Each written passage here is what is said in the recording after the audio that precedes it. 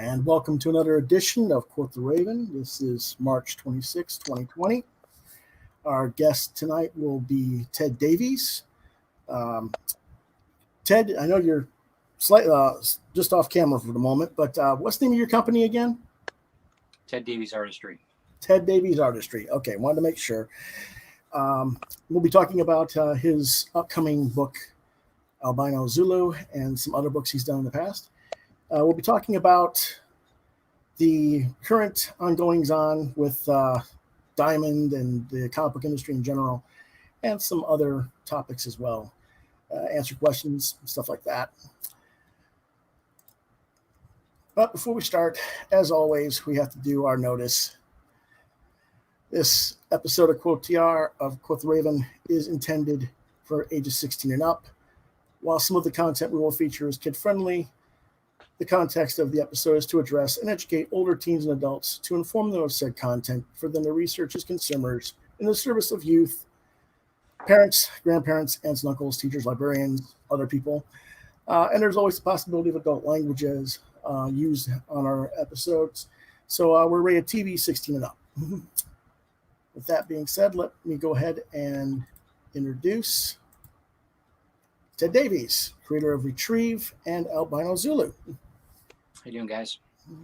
Hope everybody's well. How are you? Feeling good? Yeah, we're doing okay over here. I mean, like I said, here in Columbia, South Carolina, they just announced today that they've done the mandatory stay-at-home situation for the coronavirus.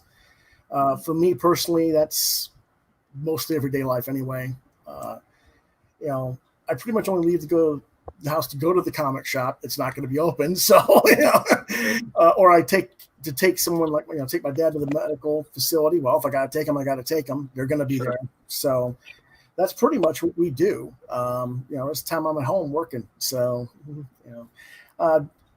John Norris says, "Hey, Lewis," and obviously he says, "Hey to you as well, Ted." But Hi, John, how are you? How are you?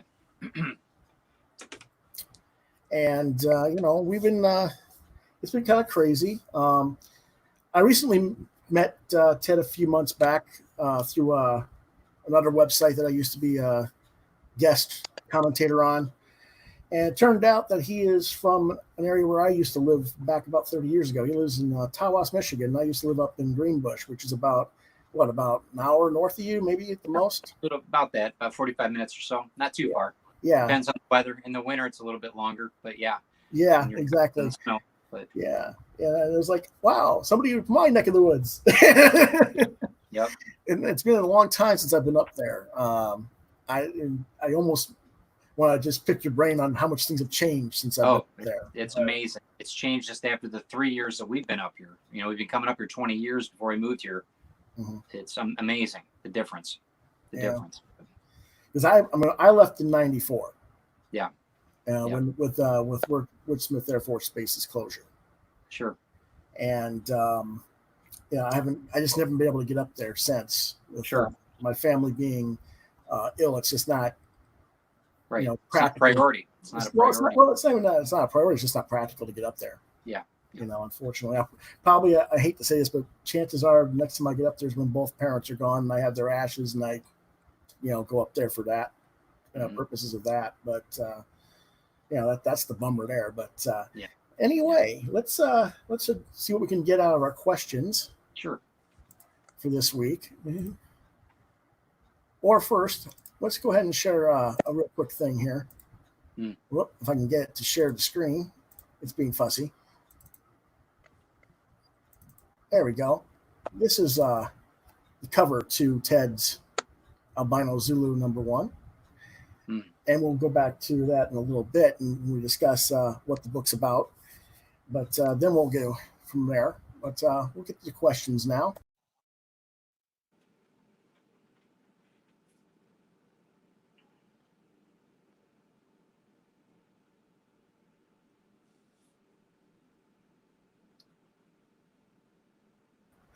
I got kicked out on my own, believe it or not. That happens sometimes. Not a problem.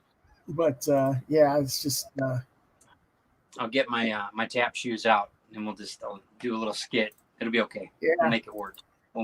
Yeah. Well, no, it was just you know how these computers can be. Yep. I know.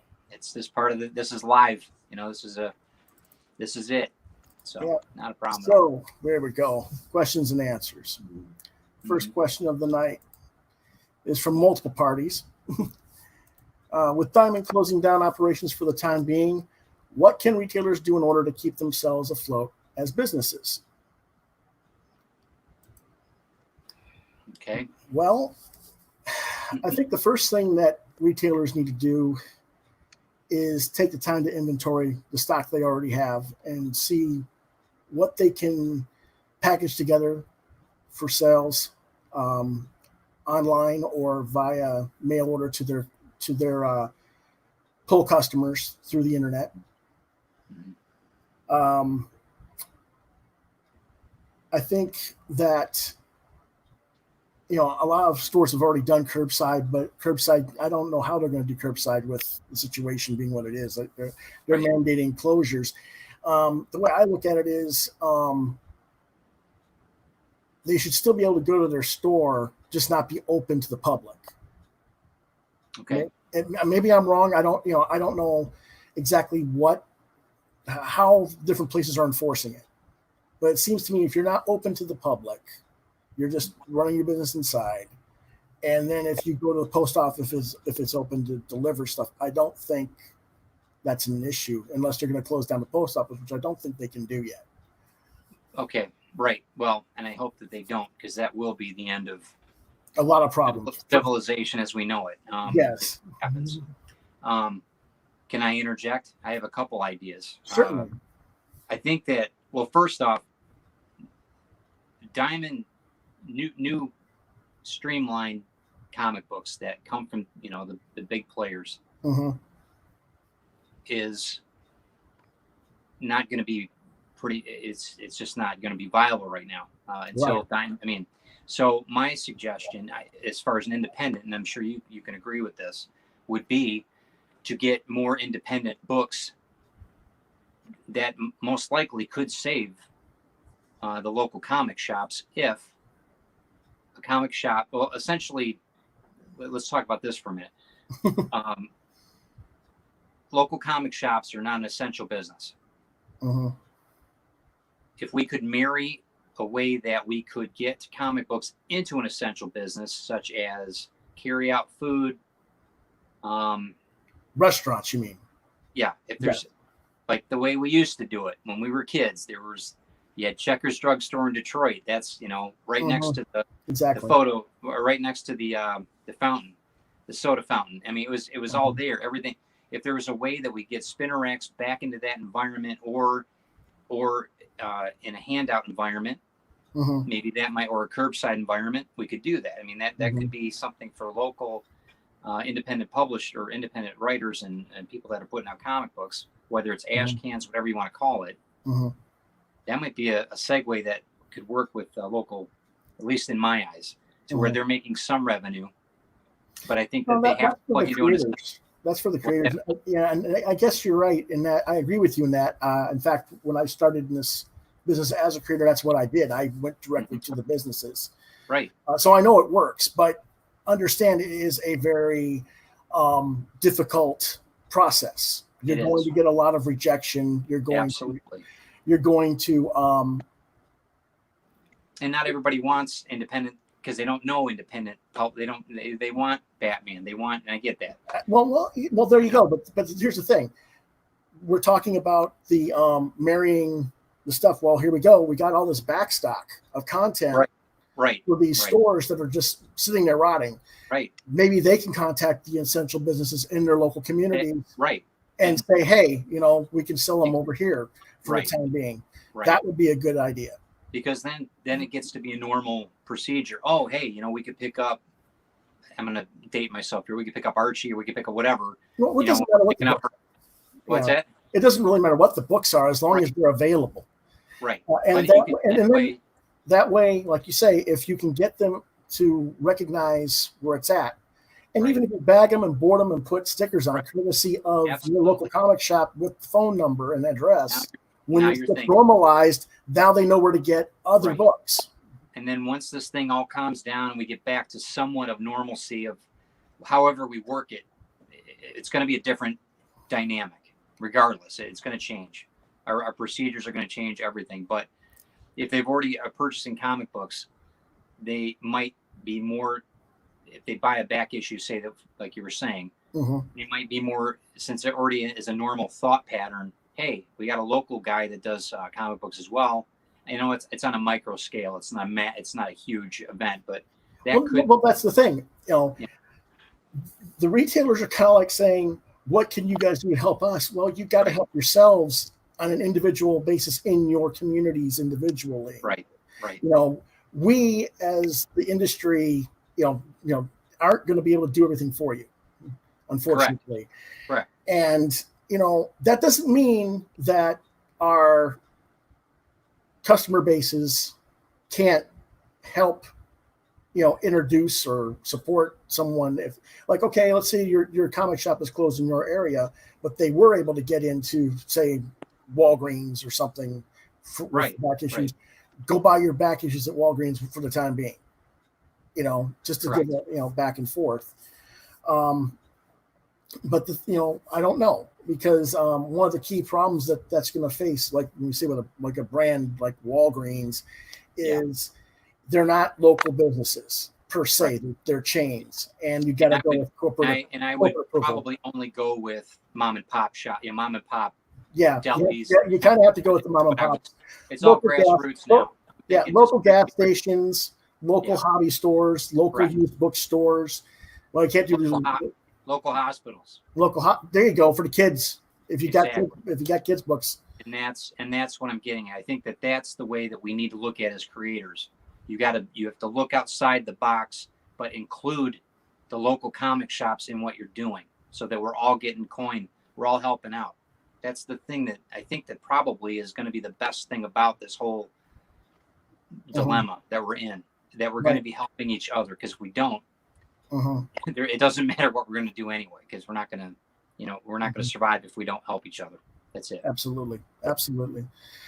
Okay. Well, other things I think, though, I mean, like I said, we do the mail orders and inventory and stuff like that. But, looking towards the future, everybody's talking about, well, we need to diversify. We need to diversify. Sure. Well, diversification means we're going to have to start building different distribution channels besides Diamond. We have to. Absolutely. I've said this many times on this show. Diamond only represents about 10% of all comics produced in North America. Right.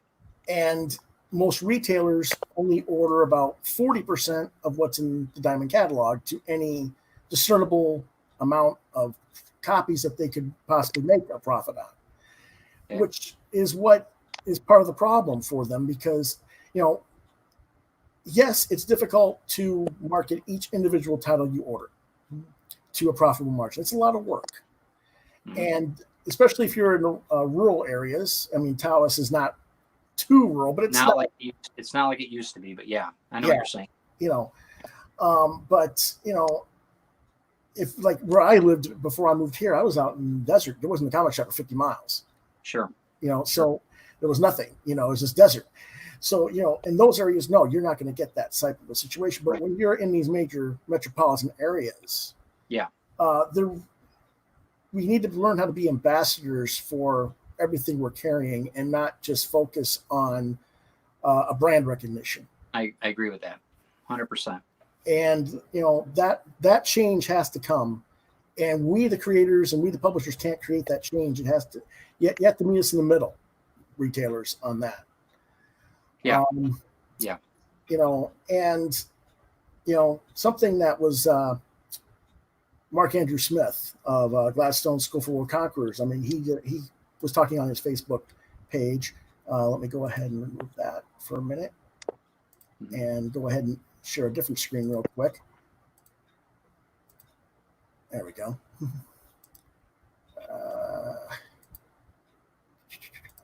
Here we go. This is what Mark wrote. I don't have much love for comic book retailers. That said, I still love comics. As a writer, all of my books orders for the first issue would be high. 5,000-ish really isn't that high, but that's what he was getting. These are his Image books in the 90s and early 2000s. And then go down to 2,000 copies by issue number 2 and 1,500 copies by issue 6. Retailers collectively would always lower numbers and tank my projects that I loved and worked my ass off to promote. My books all died on the vine in their collective hands. Years of work and energy, I am not alone in this. Despite that, I never quit. They, meaning the retailers, made a choice to mainly have Marvel and DC books at their shops for sale. They made the choice for homogeny and to just dump more money on top of heaps of money that these companies already have. Okay. Now, obviously, this has a little bit of a bitter tone to it, but he's not really talking about individual retailers. He's talking about the whole of the retail community. And a lot of, and we'll go back to that page and you'll see some retailers who are getting rather defensive about this. Were they? Yeah, a lot of comments. Yeah. But they're kind of missing the point here. We're not talking about you as an individual retailer necessarily. We're talking about the 2,300 accounts that Diamond services. Right. He got 5,000 units. That's less than 2 copies per store. Mm-hmm. You can't be successful if people aren't ordering your book. No, you're right. And that's what he's saying. It's not, and then that's on issue 1. And then on issue 2, you cut it and you cut and you cut.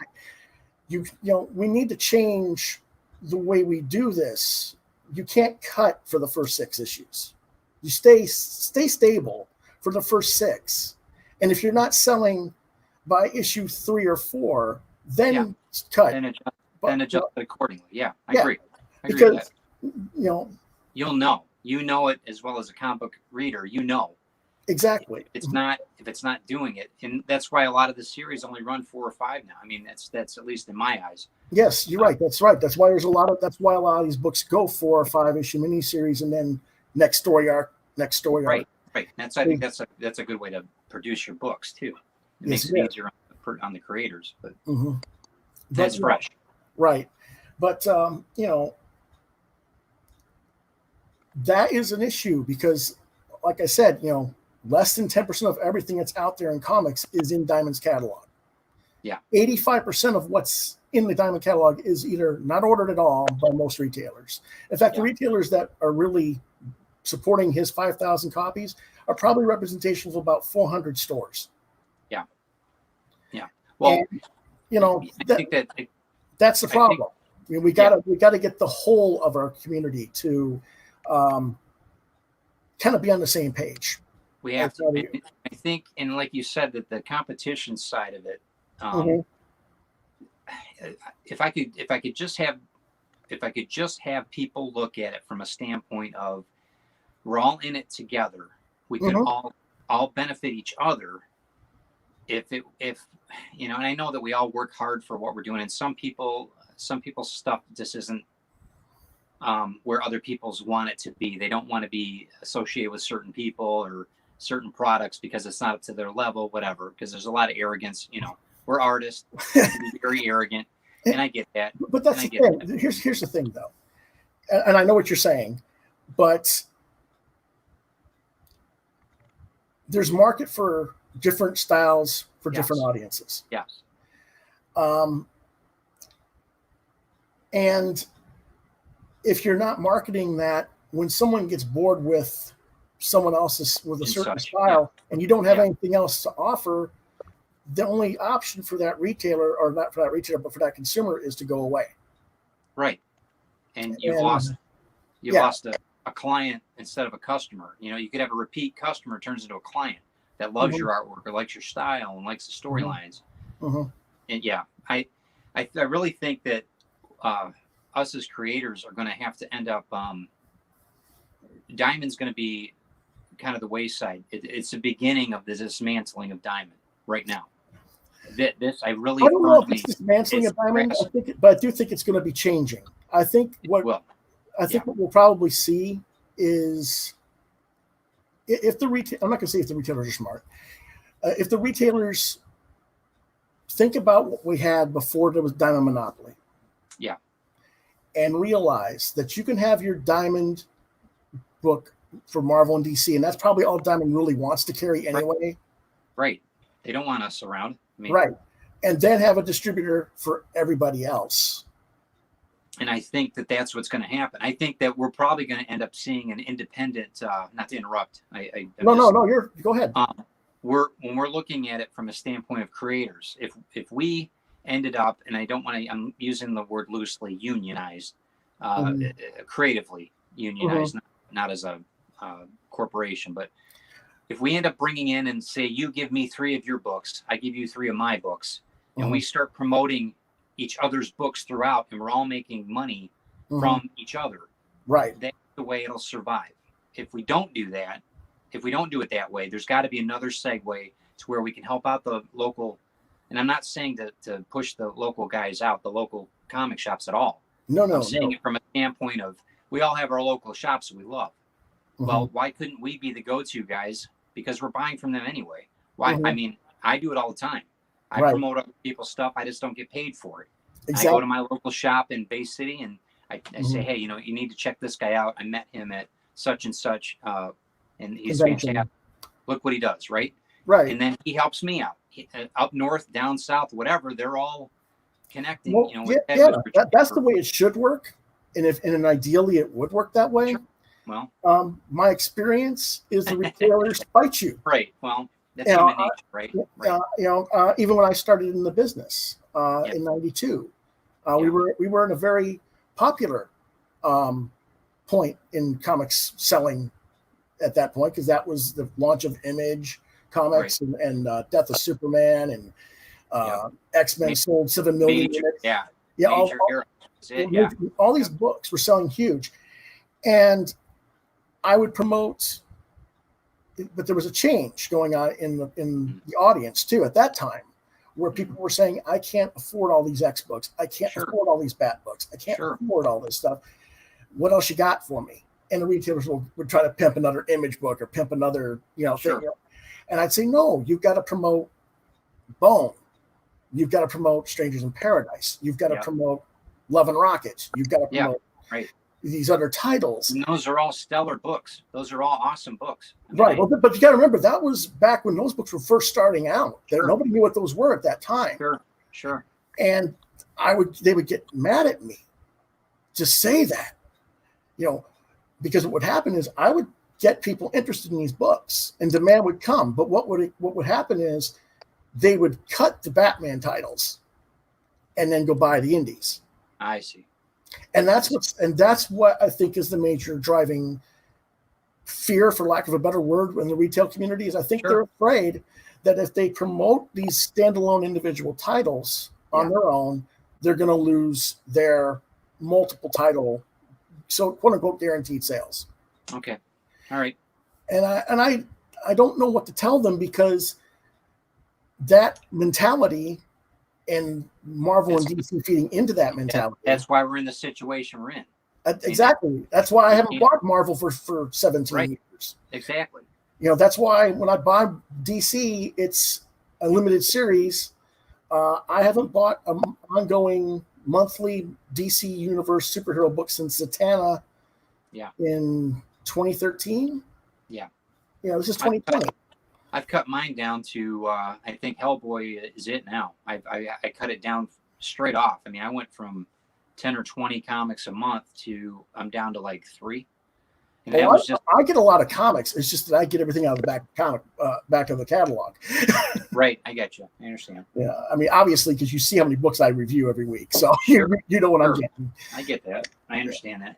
But there's got to be an avenue. I don't want to take too long on the question, but there's got to be an avenue to where we can, as promoters, as artists, as people that are supposed to be working together. We're not really supposed to be competing with each other in the real scheme of it.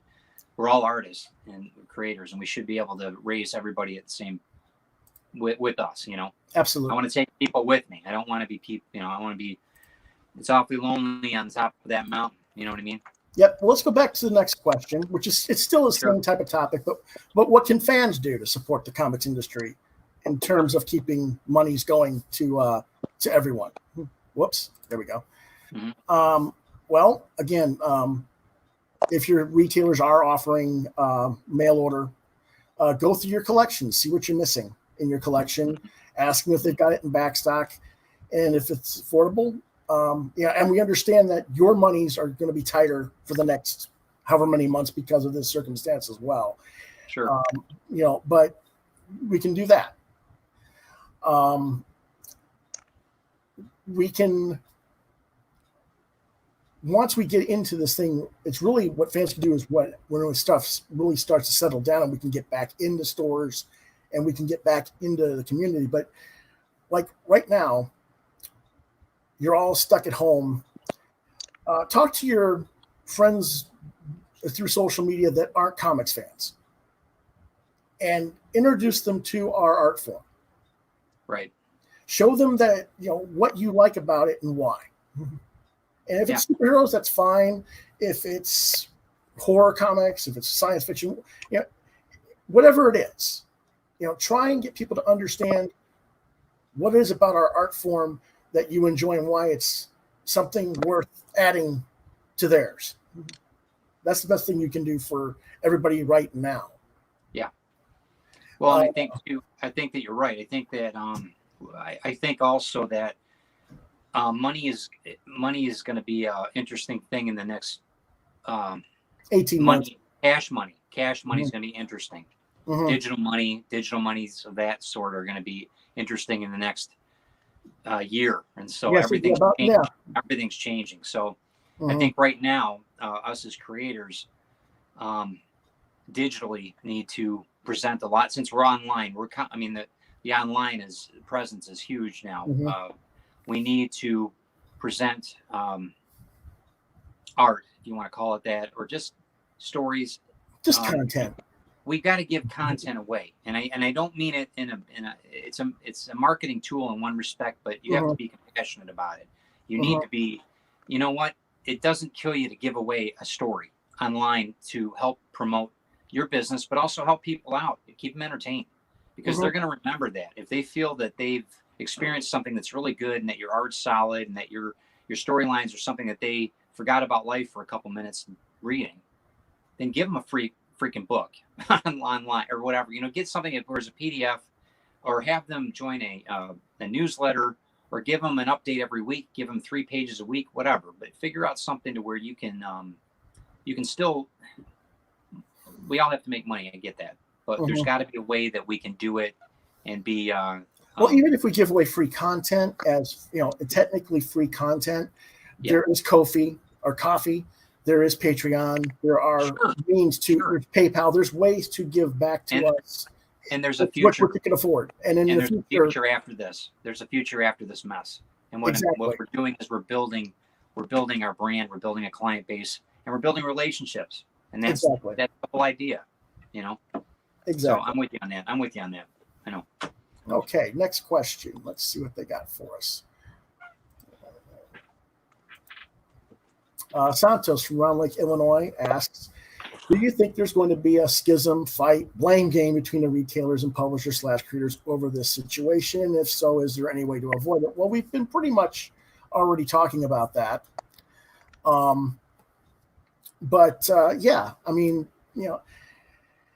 If retailers want to, I keep hearing this phrase from retailers, we want to be treated like equal partners. And that's fine. Okay. But I'm the creator. I'm the provider of the content.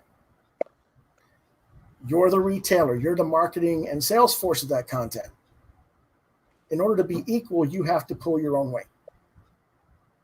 That's I can't say it any plainer than that. And I understand I'm not trying to be accusatory or dismissive of their concerns. They have valid concerns.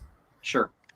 And it's not our responsibility as creators or publishers to help provide tools to help them in that process of doing that. And they are correct that a lot of, particularly the big companies, really aren't doing as much as they could.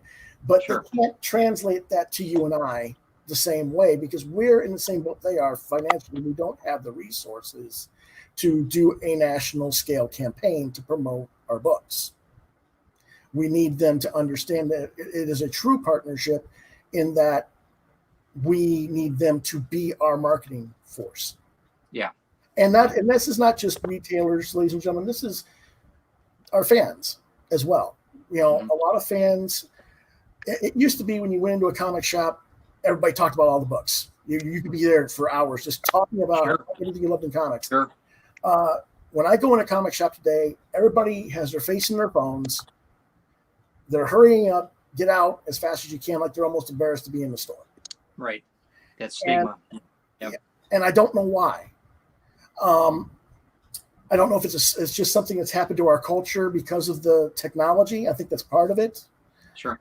I would love for shops to not mandate, but to adopt a policy. The cell phones are off in the store, not just because of the nature of now you got to interact with people possibly, but because a lot of people go into stores with their cell phones, take pictures of back issues of books and then try and check them out so we can get them cheaper elsewhere. Right. And that's not cool. You know, I mean, if you know what course, you want, how do you police that? But yeah, I know what you're saying. Yeah. Well, the only thing you do is put a policy up there. You know. Right. Why even bother going into the store? You know, just stay on eBay, you know, or whatever, or Facebook. Well, true. But see the thing that and you grew up in this era too. The thing that I like about certain local shops is that it's a community place.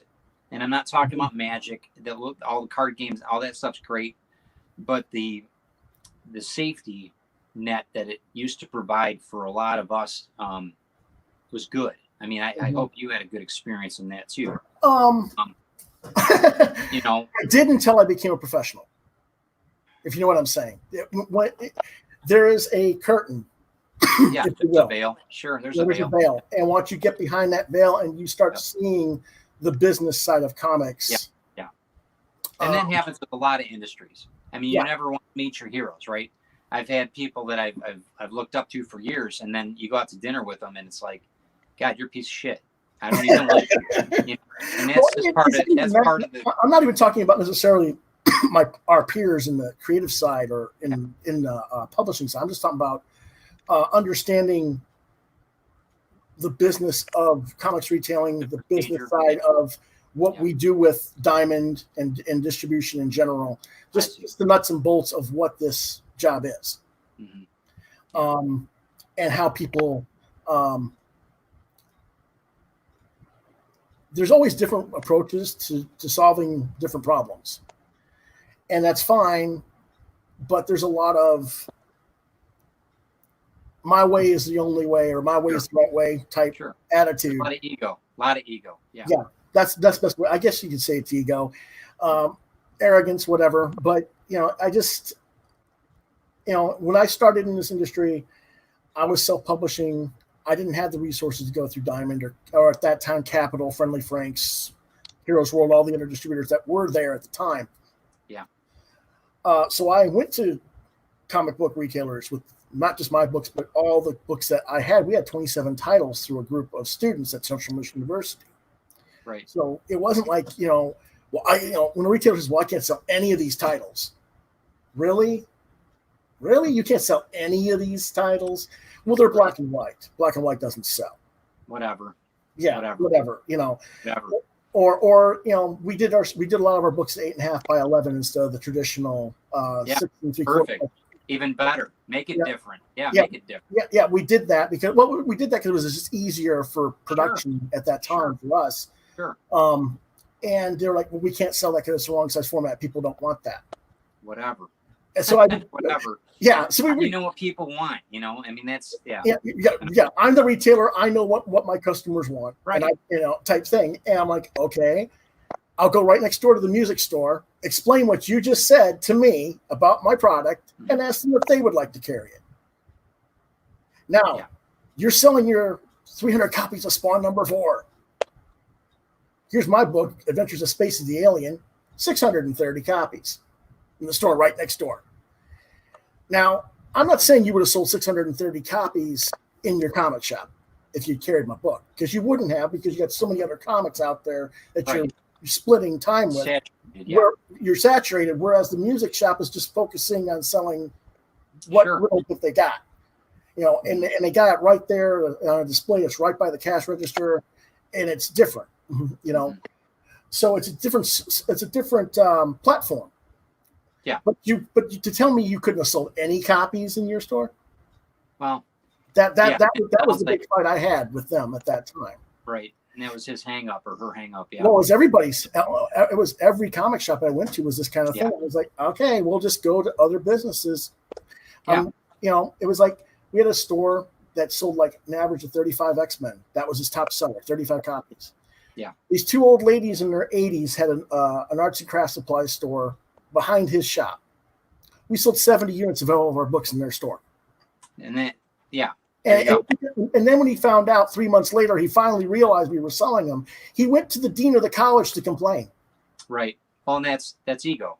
He's got to protect his own, right? Right. So the dean comes in to us, and our student advisor not student advisor, but faculty advisor for the organization, and we have this meeting with him, and I say, but Dave. That's the guy, Dave Levi was his name. We offered you our books first. Yeah. You respectfully declined. What do you, free market. It's free market, bud. Yeah. You said you couldn't sell our books, so we went to someone who could. That's all. It's and that's where I think is a problem for a lot of people, that we don't seem to identify with that, because even back then, Marvel and DC and Image were putting books in Myers and Kroger's and all these other stores. That's how they got their 7 and 8 million. They didn't get it through comic shops. People need to realize that. I remember the 5-pack we used to get in the 80s. Remember the 5-packs you get at Kroger's in the kids aisle? Yeah. They'd have toys. They had the toys. They have a 3. And I thought about doing that too. One of the things about indie publishing is that we've got control over a lot of almost everything, and that's the great thing about it in a lot of respects when you do your own stuff, because we can market. You can go to the mom and pop shops, you can go to the antique malls, you can go to the a perfect example is this. You got people that don't want to have any type of comic books. They're not going to touch a marijuana store. They're not going to get near a marijuana store, whatever. I got news for you. The medical marijuana industry is booming. And the head shops that you can put your we sold comics. We sold our mature readers books in head shops and sold 6,000 units. And they used to the underground movement was based that was the underground, exactly. Right. So there's so many avenues that are there that if marketed properly, and it's done so that people aren't, like you said, stigmatized or anything else that, I don't want that because it's cheap, or they're just they're newsprint, they're nothing, or it's all marketing. And if they feel comfortable buying it and they feel that they might end up, you might be shocked at what you actually get, in a good way. So that's how I made a living for 6 years. From 92 to 98 was doing just that. So I know you were hustling. I'm sure it was trying to. Well, it wasn't. But the thing was, it wasn't just me. I had 20 plus other creators. Okay, in that group. I don't think that idea is dead. I don't think that idea is dead. I think that could work if you do it properly today. I think this might be a grassroots effort, but I think that you could probably do that pretty easily today.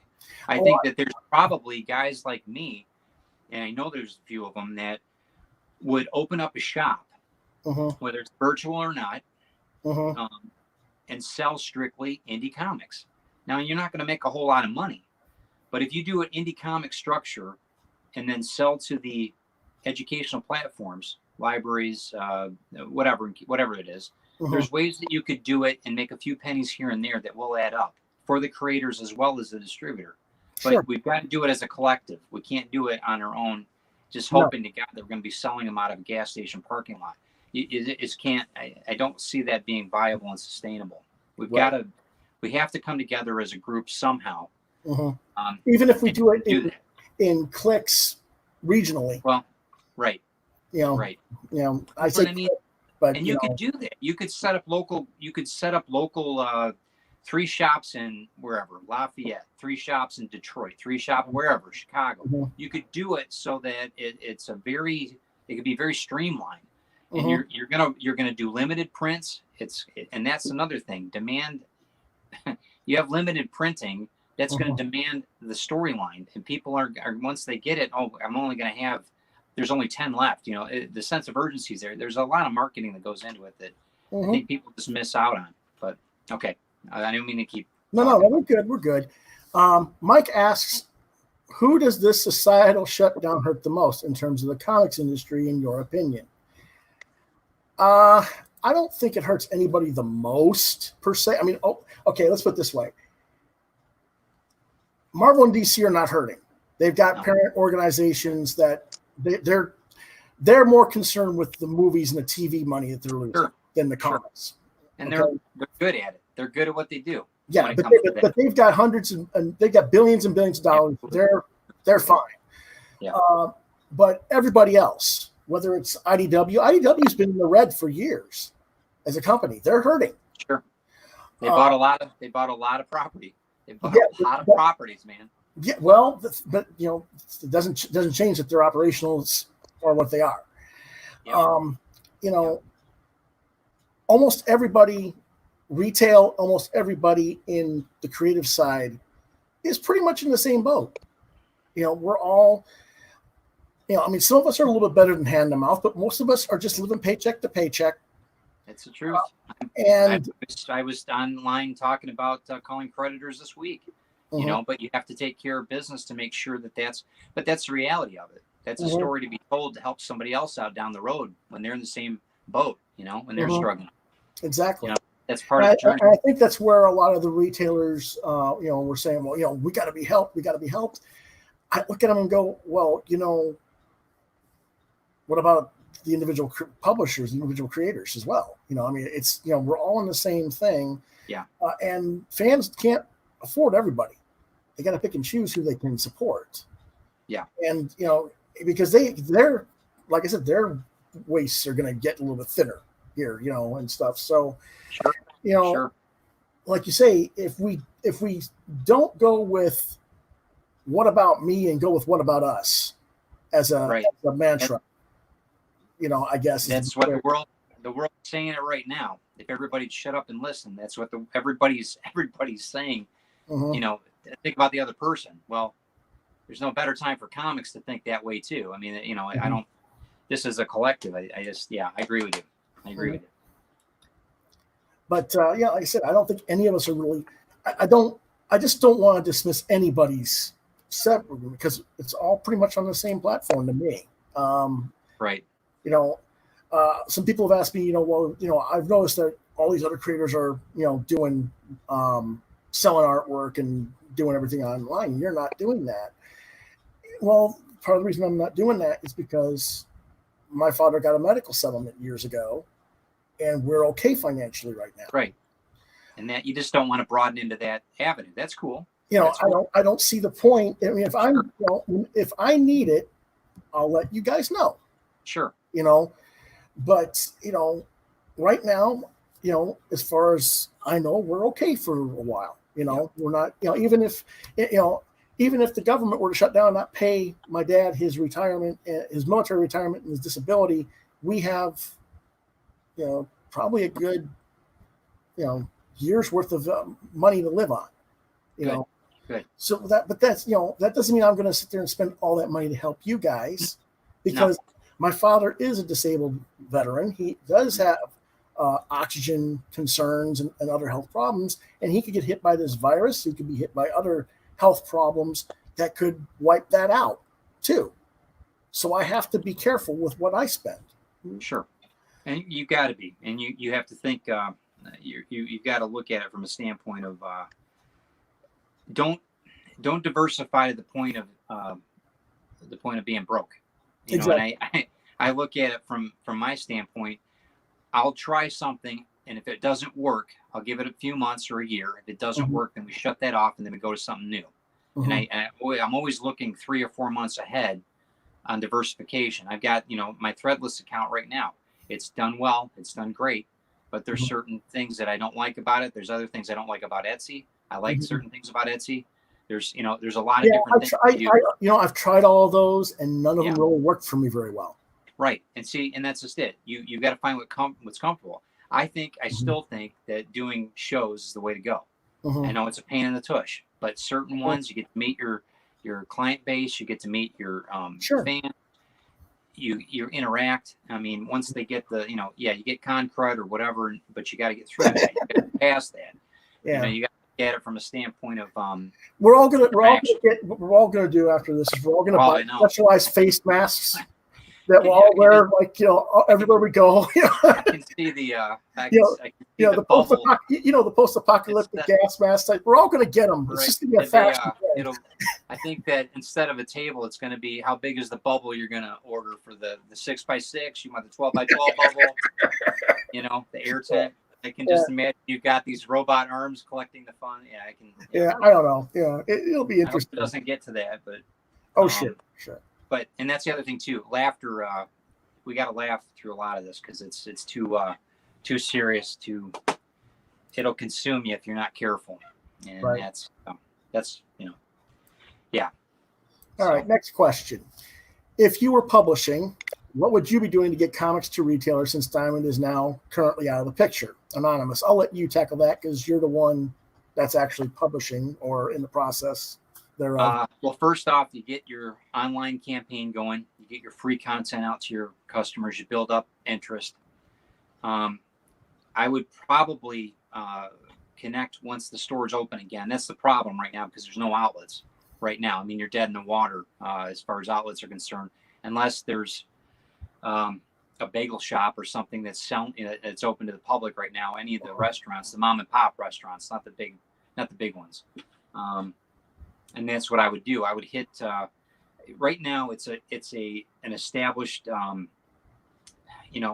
handouts. I noticed one thing with a lot of the churches and a lot of things that they're doing up here. They're giving food out. They're building a community network to help people. And I think that's the same thing. Not as a comic book drug dealer, so to speak, where you're given the free sample so they get hooked. But you know what I'm saying. Yes, I do. You need to give you got to put out content right now. Then as people start getting more comfortable spending money again, you're positioned because people already know who you are, right? That's what I would do though. I would get them right now. I can talk to a few of the local comic shops, but they're closed and they're it's for naught. I would go through them and then go through the essential businesses that they're connected with. And then I would work it that way. Okay, that works in the immediate local area, or even within an hour's drive radius of your home set. But local, right. On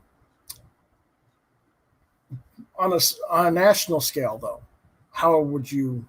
Digital. Just everything would be digital. In fact, that would be international because at digital scale, you don't have to worry about mail. The only thing you have to worry about is an internet connection. And right now they're giving free internet connections for a lot of students. And I would promote it towards the student market. My daughter's in grad school right now and she's pulling her hair out because she's stuck in a room. And she was telling me how they have to take a test and it's ridiculous what they have to do to prove that they're not cheating while they're taking their test online. It's amazing. But you got a room full of students that have a video of you watching the computer. It's nuts. Anyway. Yeah, I know. I can imagine. It's just nuts. So, but they need to have a break. They need to have some entertainment, not necessarily Netflix. And I know we need to make money, but how much money do you need to make? I mean, you need to make. I mean, $1 off of 100,000 people isn't bad. $1 off of 10,000 people isn't bad. Some of these guys $1 off 1,000, $1 off of 500. Every little bit helps. Right. You're not going anywhere anyway. I mean, you're stuck in the house for most of us. So that's what I would do too. If you're on I would get into a PDF software package. I'd get into that and I start promoting a book somehow. We're gonna we'll talk about Albino Zulu that way too. I'm gonna be talking about that a little bit tonight too. But yes, we will. In fact, I think that might be our last question for the night. Let me check real quick. This is so. If you do have questions for us, email them to quoththeravenlbr72@gmail.com, subject to QTR questions, and please indicate whether or not you want your name and locale read on the air. And with that in mind, let's go ahead and talk about Albino Zulu. Okay. Where do you want me to start? The concept? Sure. So Albino Zulu is it's a lighthearted adventure story about I want to call him a being because I'm not sure that it's not really. It's going to be spelled out during the course of the storyline where he's from or where his origins are from. But a Zulu tribesman finds this orphaned baby not too far from his place of where he's from, and he ends up considering him to be an angel. He raises him as a son, and Albino basically he's a secret agent, and he's called upon by the U.S. government and the rest of the world in times like this to handle certain things that people can't quite handle. So it's kind of a cross between, if you look at 007, James Bond, probably a little bit of the Black Panther, I would think, but ultimately Ferris Bueller. All three of those rolled into one. And I think that's going to be kind of that's the gist of it. It's to provide, just to have some fun with it. Try to maneuver a special agent that has a little bit of a some very superpowers, but very large. What's that? A unique perspective on the world. He does on this world. This world. And well, for everybody, the picture of the character with the glasses on behind him is Albino. Right. He ends up. I wanted to have something that was going to be easy to draw. I wanted also. You were talking about black and white. I wanted to have a black and white since he is albino. I thought that would be probably the best segue for it to be black and white to begin with. I wanted something too that I noticed that in a lot of. I'll give you some of the interiors here too. Just one or two of the shots you can see. I wanted it to be more of an engraving, very, very dark. But I wanted it to be black. Look. What's that? A woodcut look, maybe? Exactly. I wanted it to be almost like a stamping. And I wanted that because I noticed that when we're at these shows, there's kids that come in and they some of the like Retrieve is a little bit too advanced for kids to read. But I wanted something that offered, it could be fun for them, but it could also be fun for adults. I wanted something in black and white. A lot of the kids are looking to color. They're looking to do things to get them into comic books, not necessarily draw, but just get them involved. And that was something I wanted to. You know what? And the collector can. Let me interrupt you. Interject real quick there. Black and white comic as a coloring book, is a great way to get your kids involved and interested in the comics. Exactly. Right. So, again, our retailers saying we can't sell black and white comics. Why can't you? Why not? It's all a perspective. Yeah, it's all how you look at it. Yeah. A lot of the people that I've been fortunate enough to collect a lot of my artwork, they'll look at it from a standpoint. They'll buy one for themselves, signed, keep it on the side, keep it in a bag, But then their kids can have it, another one that they can color, they can do whatever they want, and it's an interactive tool too, so that they can give. Once they're done coloring it, the parents can take a picture of it, email it to me. I'll post it online. It's an interactive thing for me to build a client base as well, but also for the kids to segue, maybe getting interested more into books, more into, one of the things that reading and also in creative endeavors in general, I think. Right. Right. And they take part in it. They get excited about it. It could be anything. It could be a bunch of teddy bears on that book. It doesn't matter. Albino is just a catalyst. He's a character that's a catalyst. That's all he is. And it's something I think that that's what I did with Spacey back in the 90s. It was black and white. Yeah. I sold it to the restaurants to give it the kids. Awesome. And it was, you know, the kids that's great. That's great. Yeah, that's awesome. I did that from 92 to 95. And then, like I said, I moved out west to Arizona, and it was just too rural to do it in that environment. And that's when I went webcomic with it for a while. Awesome. But, you know, my mother got sick, and I just didn't have time to do it after that. It wasn't a priority. Yeah, it wasn't a priority. Once your mom's sick like that, I get it. You know, so. Get it. We wanted to have, me and Christine, we were talking about it because we were at the different shows, and we're seeing the kids come up and ask, you know, how long did it take you to get, you know, into comic books, or when did you start collecting it? And they were asking me all these questions, you know, do you draw this? Do you draw that? And that, I think that we were already doing Albino Zulu, but I was going to do it in full color. And I'm like, you know, it'll be cheaper. 2, they'll interact completely with it and they'll enjoy it. And I said, we can even do a monthly, 3 or 4 different panels that aren't even in a book. You know, we can just give them to them for free once they're on a newsletter. But a lot of the different things, it's a very small book. It's going to be about 12 pages. Each of the books are going to be about 12 pages, 15 pages. They're not going to be very expensive. I did that so that, not knowing this was going to happen, and not knowing the predicament that we're all in right now, which I don't think is going to be a bad thing. The production's inexpensive. I have one set that's colored for the basically it's the front and back cover. And that's it. Everything else is going to be black and white. One of the things I'm going to do on the back cover too is I'm actually going to have this whited out, and there's going to be an autobiography or a biography on me, and then a space here will be so that when I sign it, I'll be able to do a quick sketch for the people that are buying the book. So cool. Again, limited production. And I really just think the marketing end of it, from a standpoint for the kids, I think it's going to be good, and it's going to be good for the parents if they're collecting limited production books. And it goes on and on. It's going to be an ongoing series. It's not going to be anything that's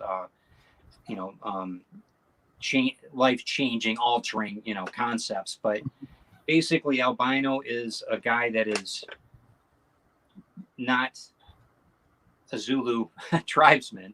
He's completely out of his element, doesn't know what his element is. But, you know, and it's something to where I think if we were all put in that situation, the world might be just a little bit better place, you know?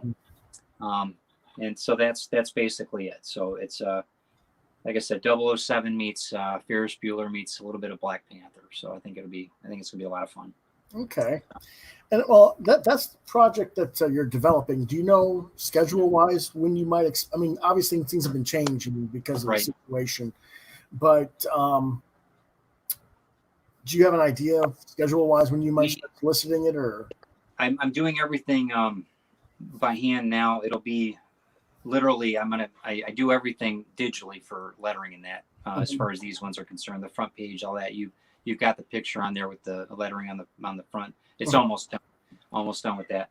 I'm thinking probably with the onset of everything happening right now, I think probably 2 weeks it'll be sent out to the printers. I've got printers right now that are still in business, but I got to be realistic on that. They're probably going to be shut down here soon if the mandate goes through. So that might switch it to a digital format straight away. And if the digital format happens, then I would like to have it out by April 1st in the digital format so that people can purchase it. I've already got pre-orders. That's what the cover will look like with the logo. Right. And right. And I still have to have my my imprint stamp up on the top left corner and that kind of thing. So okay. And this is going to retail. I think we're going to retail it out for $3 a piece. There's going to be obviously shipping in that if you buy the hardcover or unless you meet us at the Comic Cons in the future. But I wanted something, like I said, it's not a very expensive comic book, but I think it's going to be a good a good mini comic. And that's something to, I found a lot of really, really cool mini comics that have a tremendous amount of artwork that are just not well known.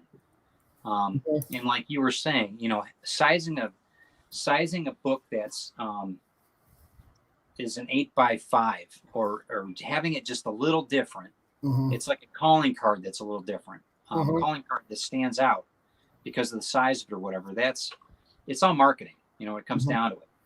And the bottom line is it'll be cheaper to produce. I'm not gonna gouge my customers. I don't do that anyway. And that's that's it. That's the idea. So hopefully it'll be a good thing. I hope people enjoy it. I've had, like I said, the pre-orders have been good. I had a handful of pre-orders that came in today, which was good. So I'm excited for that. So, and I appreciate you letting me talk about it on the show. Thank you. Oh, no problem. Well, I've been meaning to get you on before recent events with your other book, Retrieve. Just hadn't had a chance. You want to talk about Retrieve? Sure. Retrieve is a book that I have out, or I had out in August. It's a 5-part series. It is a science fiction thriller, and it's about 2 brothers that are scientists that's set in the future, which is kind of ironic now, the way the storyline is coming together. The brothers, basically in the future, reincarnation is well accepted, at least by the majority of the people in the world. And these 2 brothers come up with an algorithm to track a human soul. So what they decide to do is they decide that they're going to build a system called Archimedes, a computer system, a quantum system that can calculate when a human soul, after it passes, when it's going to come back to Earth and when it's going to be reincarnated within a 3 or 5 year period. So what they decide to do is go after all these criminals that have never been brought to justice. And of course, they go after Hitler. That's one of the first people they go after. And and Hitler's reincarnation is not necessarily a man. So keep that in mind. So when you're dealing with that mentality and that idea, the scope can go anywhere. And I think that, Retrieve has been great. It was really, really, number 1 has been a really good success. We're working on 2 and 3 right now. They should be out, hopefully, if everything goes right this summer. So, and then we'll get that back on. Just look for it on Ted Davies' artistry page. So. Okay. Well, when you're ready to bring that out, we'll bring you back on and we'll talk about it more. Awesome, great. Look forward to it. Thank you. So that's. I think people realize when they watch my program that I'm always promoting everybody else. Absolutely. And hardly promoting my own work. Some people even kind of bash me for that, but they need to understand that. And even before this situation came about, I was very much in the same, maybe a little bit more pronounced than what Mark Andrew Smith had just said. Yeah. And because everybody was like, well, come back, come do Diamond, go to the retailers. I'm like, the retailers don't want the business. If you guys want to buy it, prove it. Subscribe, show me you want, right. But like you say, at the same time, to be fair, I need to, market stuff too, and everything again. Sure. Sure. I just, I haven't got it to where I want it to be, and if I'm going to do it, I'm going to do it right. So. And you want it comfortable? Sure, I get that. So and it's your business. You can do whatever you want. Well, that's true. Can I show the picture of Retrieve? Absolutely. Yeah. Thank you. But I want to make sure that everybody knows this, so you see it up close to the screen, so you can see it a little bit better. Yeah. So just so you know, but that's Archimedes. You can go ahead and show some of the interior if you want to. Sure. Is that a comic? Yeah, it is the comic. Yeah, it is. Yeah, it's been like I said, I did everything in watercolor in this series, but like I said, it's an artist book. It's I did it this way so that it could get out quickly and it could get out to the masses, and I wanted to prove, like with ALBINO ZULU too, that you can do this. People have stories to tell, and people don't realize you might change a person's viewpoint on a lot of stuff. Sure. And you might have that. You might talk somebody down from a ledge. That might just have have not had a very good day, and you might be able to just brighten it up a bit. Yeah. And with the watercolor, you don't see too many watercolor comic books, so I wanted to at least show you what it's about. So. Oh no, definitely. And share your stories. I mean, that's one of the things about Retrieve and about just about every book that I'm putting out. I'm going to be putting out 3 books this year, different titles. And I had, I was told that, you might not think your stories are good, but somebody might enjoy them 10, 20 years from now that you will never even meet. And you might change them. They might be able to write. And I know it's a big, Oh, no. Big ego trip. That's a big ego trip. No, you're right. I mean, I get people who email me from 20 years ago. They saw the stuff I did 20 years ago, and they're like, my kid came across the stuff I bought from you when I was in college. Right. They want more. Well, okay, show me when, like I say, when I have enough of them that are going to actually put the money where the mouth is, I'll do it, type thing. But, that's, half and half, I got to meet them halfway too. So. Sure. And and right now I'm telling you as a friend, right now is the time to build. Yeah. Because once this gets settled and people have money, and they're ready to get back to normal, whatever normal is going to be in the next months. Yeah. I'm building right now. I'm building it so that when they're ready, I'm building my brand, my YouTube channel. I'm working with you. I'm doing all these other things with all these other creators, and I'm trying to build it so that we all rise together, so that once we're moved into the next step, we've got all this content to put out and to sell, and people are going to be more, they're going to be more comfortable because they know that we're legitimately trying to better entertain the experience. So yeah, exactly. We got 2 or 3 regular people watching podcasts throughout so far. Does anybody have anything that they'd like to say to either one of us about what we've talked about so far this evening? And I've only seen John say, "Hey, Lewis," all night. Usually people have something more to say. Well, there's a lot of content right now online. A lot of people are viewing all kinds of things. So yeah, that's just part of the game right now. But I'm sure the playbacks, you get a lot of, like I do with YouTube, I get a ton of views. 2, 3 o'clock in the morning. When I'm well on to sleep. But what books are you reading right now? I know you said Hellboy. Sure. Actually, I've dropped Hellboy. Did you? Yeah, just too many titles, too many spinoffs. I agree. I know Mike said that he's going to start writing again or start drawing. That was one of the ones I've been looking at. Yeah, that's the most recent story arc. Yeah, I did. I got that one. Frankenstein. Then this one I haven't cracked into yet. I had. That's a while ago, isn't it? Yeah, I haven't. These are things I picked up, and like you said, it's an hour to my local comic book store. So I shout out to John Cashman out in Bay City, Cashman Comics in Bay City, Michigan. John's awesome. One of the things that I did get was the dark. I got this cover of the Dark Horse one. That was you can see that or not. Did you get that one? Did you get that or no? No, I don't read. You don't read that trash? Is that what you're saying? No. I wanted to support Frank because I like Frank Miller. I'm a big fan. John's like, sorry, I've got nothing. Yeah. All right. Fair enough. Yeah, this one was interesting. This is a Sea of Stars. Yes, that actually. Interesting. Yes, it is. I've actually done a review on that on the show before. What's that? I've actually reviewed that on the show before. Have you? Yeah. Sorry, I didn't see that one. Yeah, I'm gonna actually review the whole 5-issue series. That's cool. Up and going here in episodes to come, because I figure American Gods. This is the moment of the storm. These I like because the covers, man, they're all watercolor. They're just I drool over the colors. Is that Dave McKean? Yes, I think Mac. David Mack. Okay. Yeah.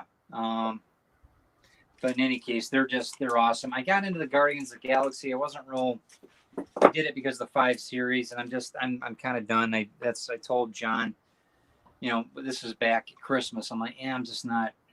I'm kind of done now. I want to get into. I've been reading other books like. I went back once everything started to kind of slide here, in this mess. I went back and read Baltimore. I'm a big fan of Mike Mignola, as you know, and Chris Golden. I read. I like the hardcover books. In Baltimore, I've been not just the comic book, the actual hardback book. That was the prose fiction books.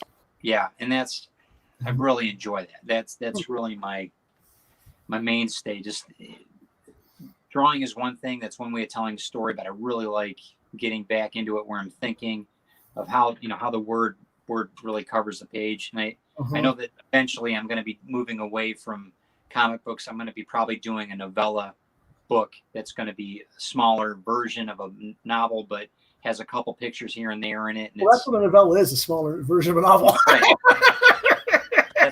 Thank you. Thank you. I didn't want to go over your head. I want to make sure it was, Yeah. Make sure. I'm sorry.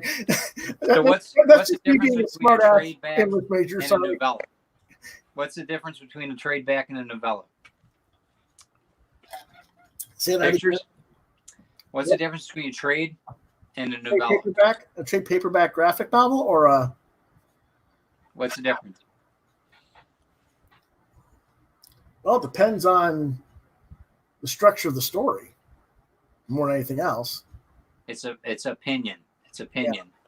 But yeah, think about that next time you make fun of somebody. No, I'm kidding. I'm mistaken. But that's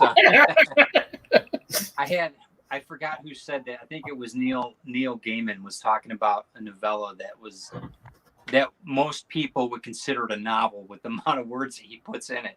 It's like he was saying it was like 100,000 words, some crazy number. And I'm like, that's a novel, dude. I don't think Jane Austen wrote that much in her books. I mean, he said, no, it's a novella. I heard him talking like, it's crazy. That's nuts.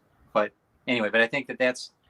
I'm going to do a couple books like that, circa the one I made my. Well, I think with Neil, when he says that, whether it's the word count or not, he writes these Epicurean multiple book things that to him, a short story is 20,000 to 40,000 words. And a novella is 80 to 100,000 to him. Because he's used to writing 6 novels worth of story. Sure. It's all brilliant. He's brilliant. I enjoy his writing a lot. I really do. I like Tim Burton. I like the Tim Burton ideas. But I was raised in that era too. So what else are you reading? What other novellas are you reading? Well, you mentioned Guardians of the Galaxy. I just got back issue 119. I'm going to be reviewing that a little bit. And that's for people who don't know what back issue is, that's a magazine that talks about the history of comics, and there's interviews in this particular thing of all the people who've ever worked on that series. Awesome. That's pretty cool. Yeah, I just got that this week. That was, in fact, it's one of the first things on the review, actually. Good. So, let's see. I'll go ahead and put that real quick on here if I can. Sure. Let's see it. There we go. It was $9.95. It's a magazine size, larger. I think it's 8.5 by 11. Publishers Tomorrow's, various writers and artists, because that's all interviews and stuff. They interviewed Keith Giffen, Roger Stern, Jim Valentino, Steve Englehart, Claremont, Byrne, Monk. Wow. All kinds of people explored from the very beginnings of the original Guardians of the Galaxy and how it's evolved over the decades into the popular version right now, which is, the film version of the team. Yeah. And I recommend it for 14 and up because younger readers aren't going to necessarily care about the history as much. Right. You know, which is a shame, but the majority of them won't. Yeah. There might be a couple of them, but yeah. So I kind of went 14 and up for what I thought the audience base was this, and I gave it 4 out of 5 stars. I'm going to quickly go grab it. Cool.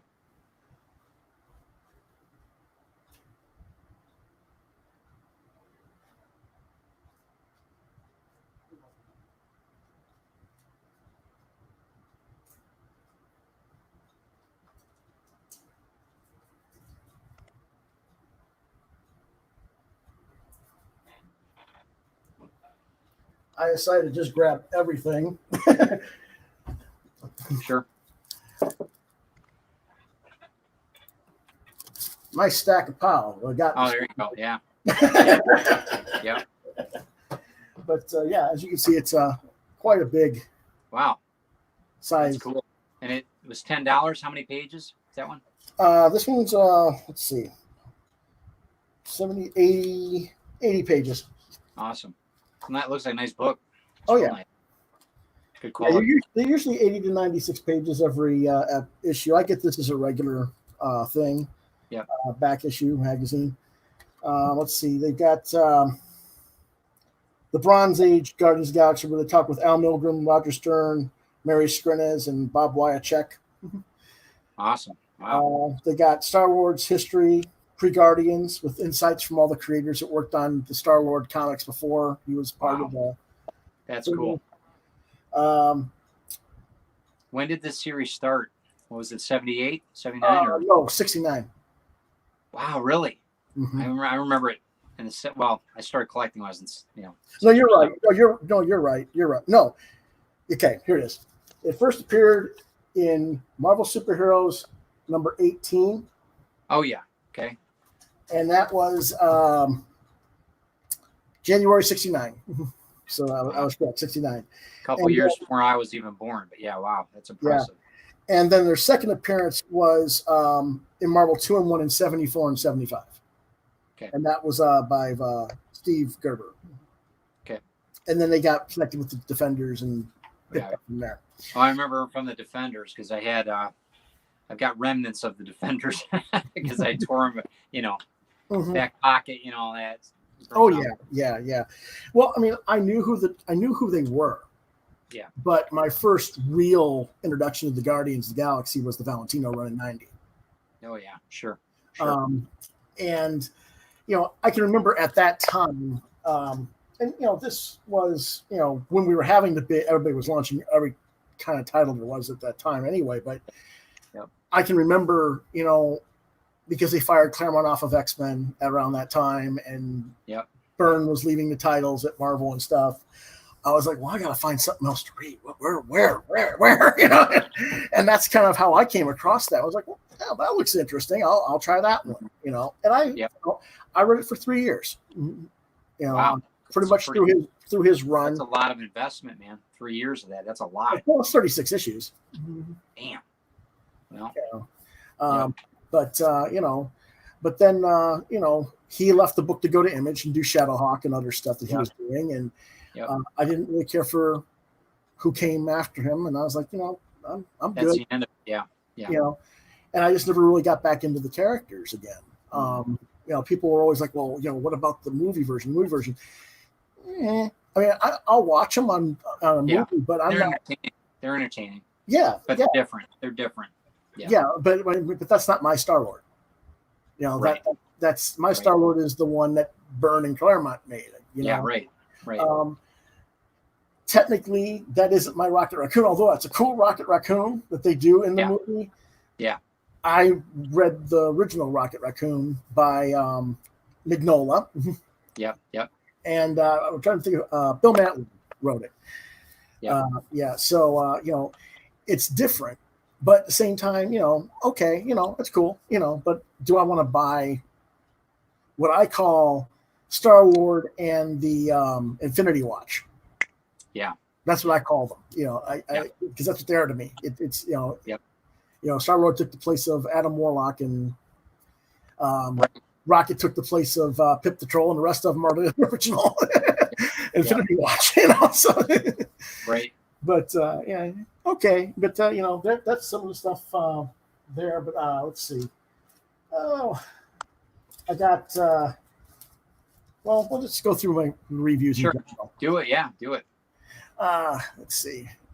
Our next book is Canopus #2 from Scout Comics.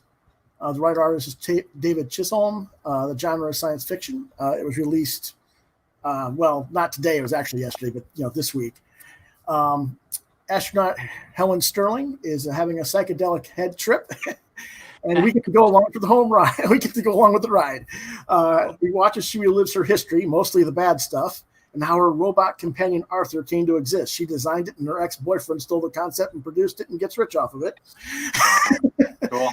Yeah, and she basically relives the worst moments of her life. Now, it's not particularly well explained why this is happening to her yet, but there are some very interesting revelations about the character as I say semi, because I'm not really sure if she's really conscious or if this is all in her head. Gotcha. But it seems like she's controlling the journey of self, if you will. In zero gravity. Yeah. Cool. And so that's kind of a cool. I think I say here I give a 4 out of 5. Very reminiscent of Solaris. I don't know if you're familiar with Solaris. Yep. But for our audiences that aren't, Solaris is a book by a novelist, Stanislaw Lem, that was written in the 60s, a science fiction novel.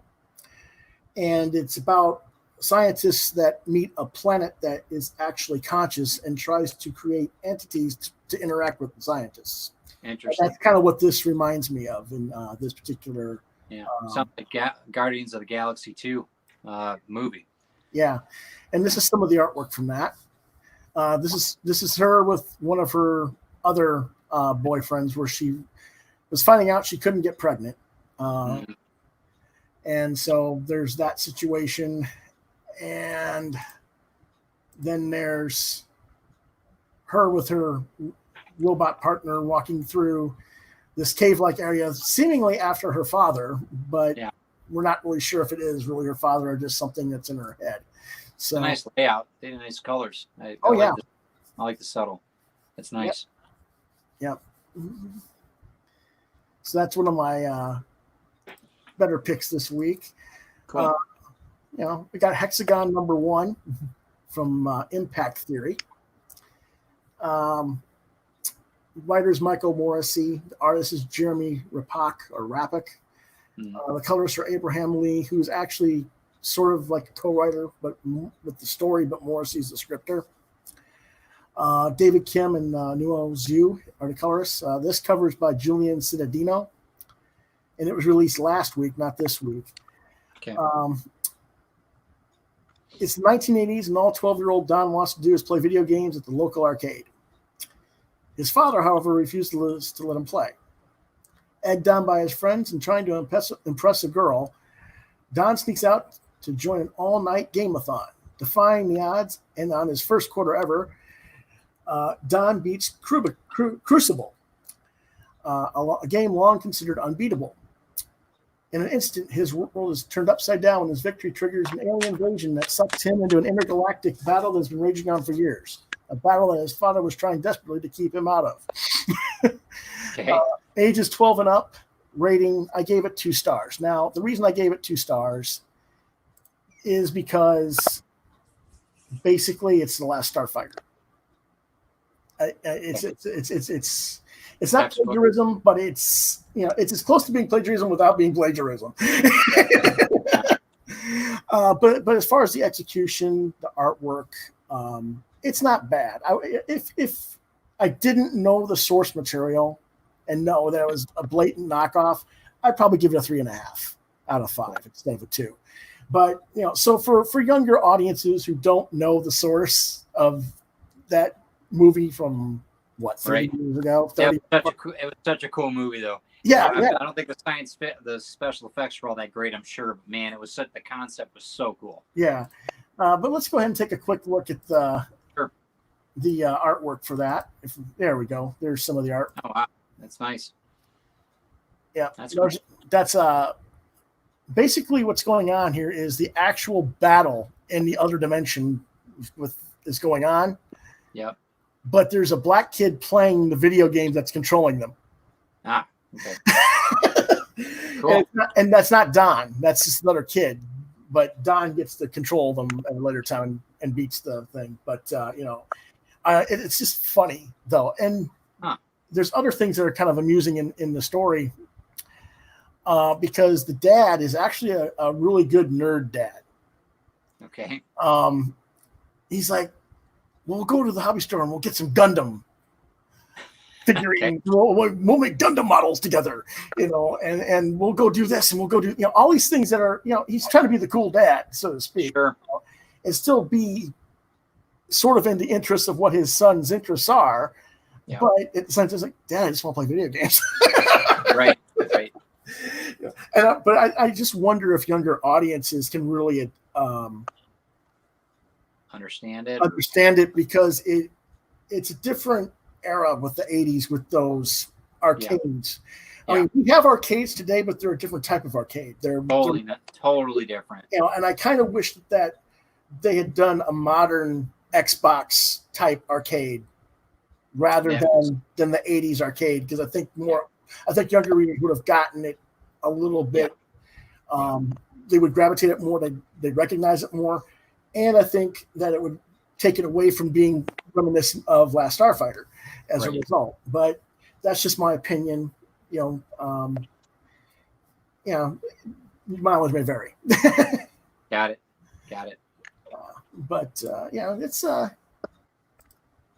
let's see what else we got. We got the Kill Lock, which is IDW number 4. If you haven't been following my reviews on that, there's these 4 robots that have a kill lock, which is a mark on them that says they're basically bent for destruction, and they're going to be destroyed. And there's a quartet of them, and one of them is a very young, just built robot, and they're like, what could he have possibly done to get this? We know what we did as robots to get this, but what did this one do? So they're trying to get him cured and get the lock off of him. And this is the 4th of 5 or 6 issues. I think it's 6 series. I love the idea. That's cool.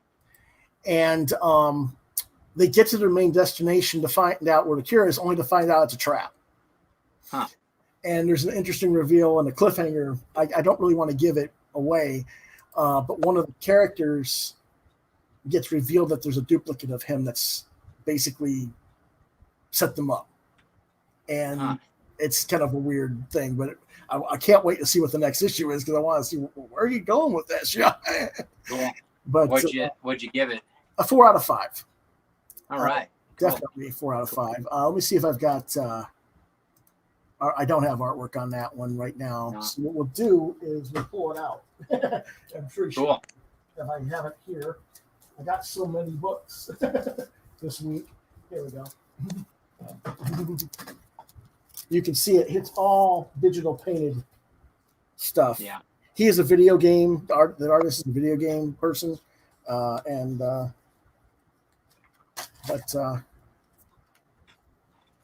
there's the first page, if I can get it. Wow. I like that. That's sharp. Nice. I like how he does the boxes too, or the text. That's cool. That looks really sharp. Oh yeah. Love that dark. Love it. Yeah, that's cool. That's really cool. Yeah. And I'm gonna see if I can find the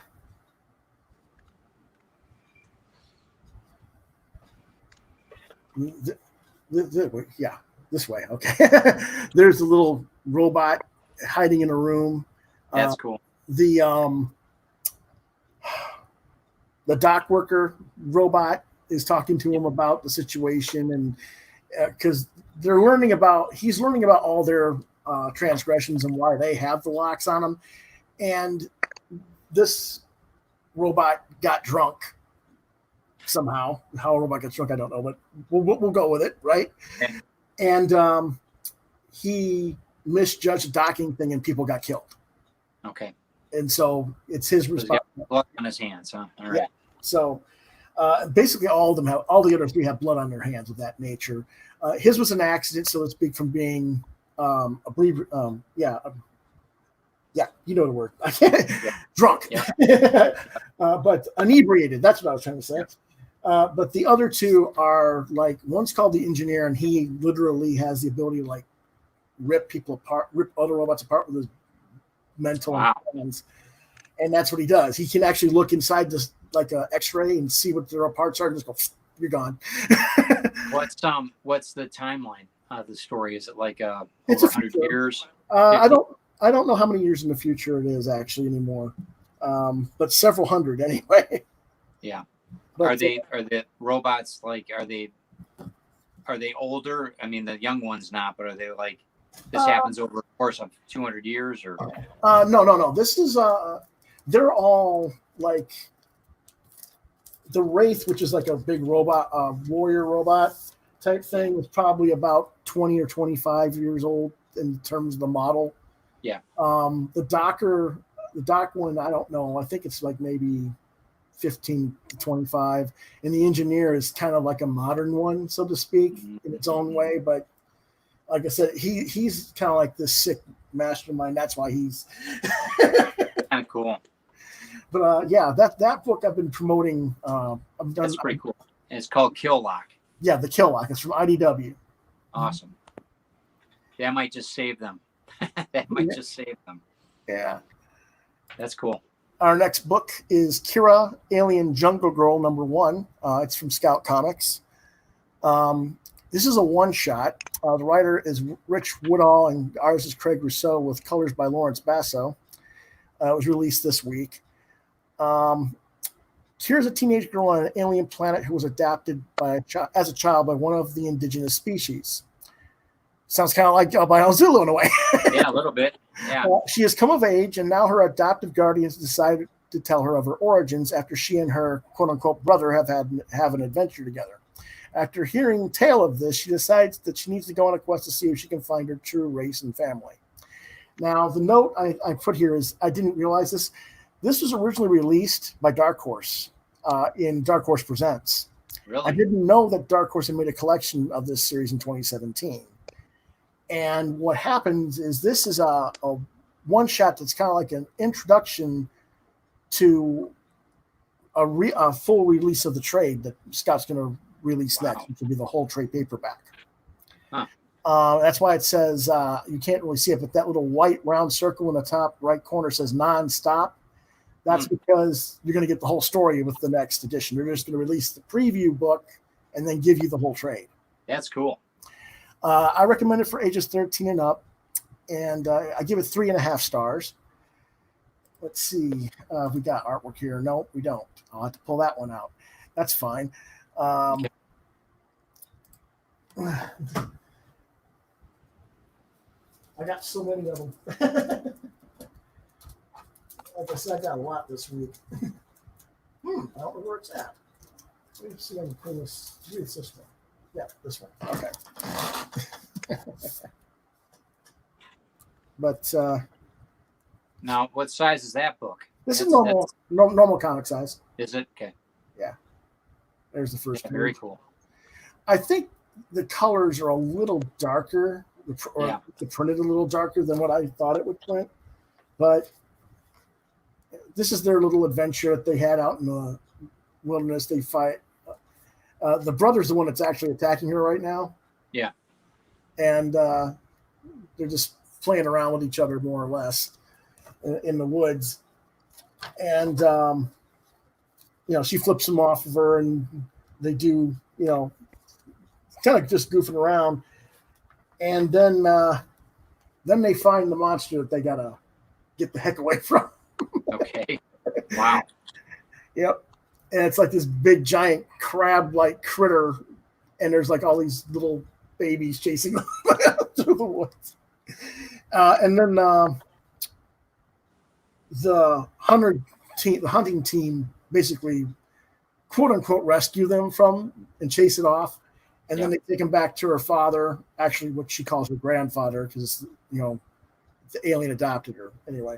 Got it. And that's when he tells her the story that, we found you, and this is the deal. Yeah. Which she knew.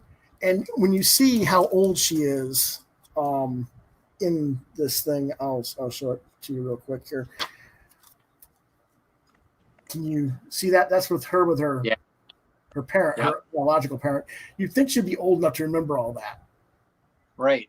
But, you know. That's a little off. Yeah, I thought that was a little bit off. But, but then again, maybe not, because, we don't know what left her orphaned. Right. She could have got because she does have a head wound. She may have had memory loss or trauma or something that caused her not to remember all that, too. But she's not from that planet originally. She's on an alien planet. Yeah, that's why it says alien jungle girl. So she might be, her age might be different, Yeah. Just due to that. That's cool. But they're gonna release the trade, and when it's announced, I'll probably promote that for people to get that one. How many stars on that one? 3.5. Cool. Our next one is the Mermaid Project books from Cinebook. First 3 volumes. These are larger 8.5 by 11s. They're $11.95 each. They're 40 to 60 pages per book. Wow. And who produced that? Cinebooks from UK. The artists are Leo. The writers are Leo and Corinne Jamar, and the artist is Fred Simon. The genre is science fiction / espionage. I give it 3 out of 5 stars. Yep. In the middle of the 21st century, Earth has suffered massive climate, economic, and political upheaval. The global order has been overthrown and a new balance achieved. Romaine Pennock is a police officer in Paris who gets caught up in a web of conspiracy and terror as she investigates the case of a vanished body and learns that her brother is working for a clandestine corporation that is conducting genetic engineering tests in secrecy. Research rumored to be called the Mermaid Project. Okay, cool. And you can see these are big books as far as the format. Yeah. I get a lot of these from them, but I understand why people might be a little bit hesitant on the price. It is $12 for a 48 to 54 page story. Looks nice. It looks really nice, but that's cool. Yeah, early, and this is more for a little bit older readers. In Paris, you can see that the Eiffel Tower has gone to heck. Yeah. Stuff like that. I guess for me, it's just me looking for something, something different. I want something different, type thing. And I've always liked this size format. Sure. Since I started in this kind of size format. Sure. So, at the end of the first episode, they meet a dolphin that's got a human brain in it. Too bad for that dolphin. Yeah, too bad. Yeah. Well, I don't know if it's got a human brain, or if it's got a modified brain pack in it or something, so I can communicate with humans. But it's rather interesting, and in the second one, it's leading them into an area that people don't know about. That's part of the genetic experimentations and stuff. Yeah, same size book, 50 pages or whatever. The second book. Yeah, each book is around 48 to 64 pages each. Let me pull one out real quick and make sure I got the page count right. That's cool. 48. So you figure, it's like if this was put together, it would be a 144 page book, roughly 130 to 144 pages.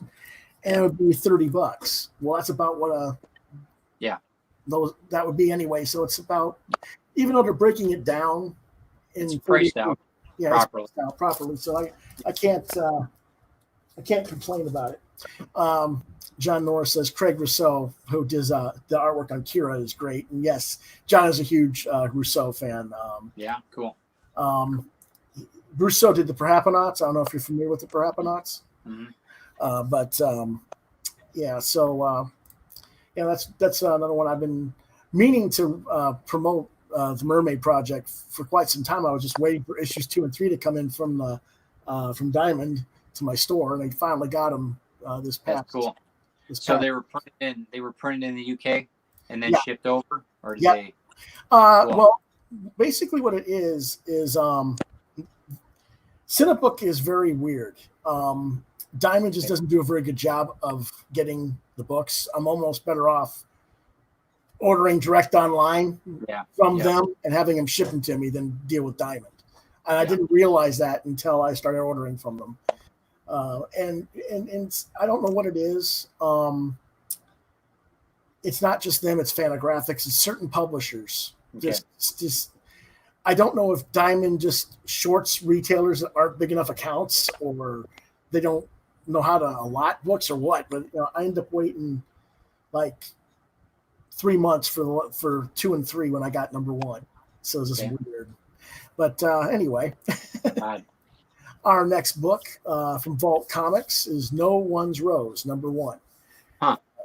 That looks interesting. Yes. The writers are Zach Thompson and Emily Horn. The artist is Alberto Albuquerque. The colorist is Raul Angelo. The genre is post-apocalyptic science fiction. It was released this week. In the late 21st century, I typed these things too fast a little bit. Another climate change triggered an extinction level event on Earth, and Earth is now a toxic wasteland. Humanity is housed inside a biodome supported by an amazingly genetically modified super tree that supplies oxygen for everyone. A genius teen girl, Ten Garvillo, may hold the key to rebuilding the planet and saving the human race if her brother doesn't destroy it all. Recommended for 14 and up, rating 3.5 stars. I think that I got art on this one. Yes, we do. The cover looks interesting. Yep. It kind of reminds me of a psychedelic poster from the 60s. Yeah, it did. Well, this guy's out in the Badlands, shall we say. Is he? Cool. Yeah, and he pulls out the remainders of a tree root that they're trying to get back to the biodome safely. And he slips and falls, and he's in the acid, and as you can see, he dies. It's quite a way to open up a comic. Wow. Oh yeah, it's real fun, and then they go back to they cut forward to another person where you meet the lead character, Ten Gravilla, and she's taking another one of the samples and putting it in a small biodome plastic container and showing the kids what they need to be doing. And then the storm hits and they have to race to their vehicle before the acid rain comes and just flays their suits and everything. They get to the biodome safely. And that's an interesting visual design too. Let me see if I can pull that out real quick. You think if they had that technology, they could come up with a way to not have the acid rain hurt the vehicle, but that's cool. Yeah. I'm still digging it. More suits than the vehicle, but they have, they still want to get out there before too long. Yeah, right. They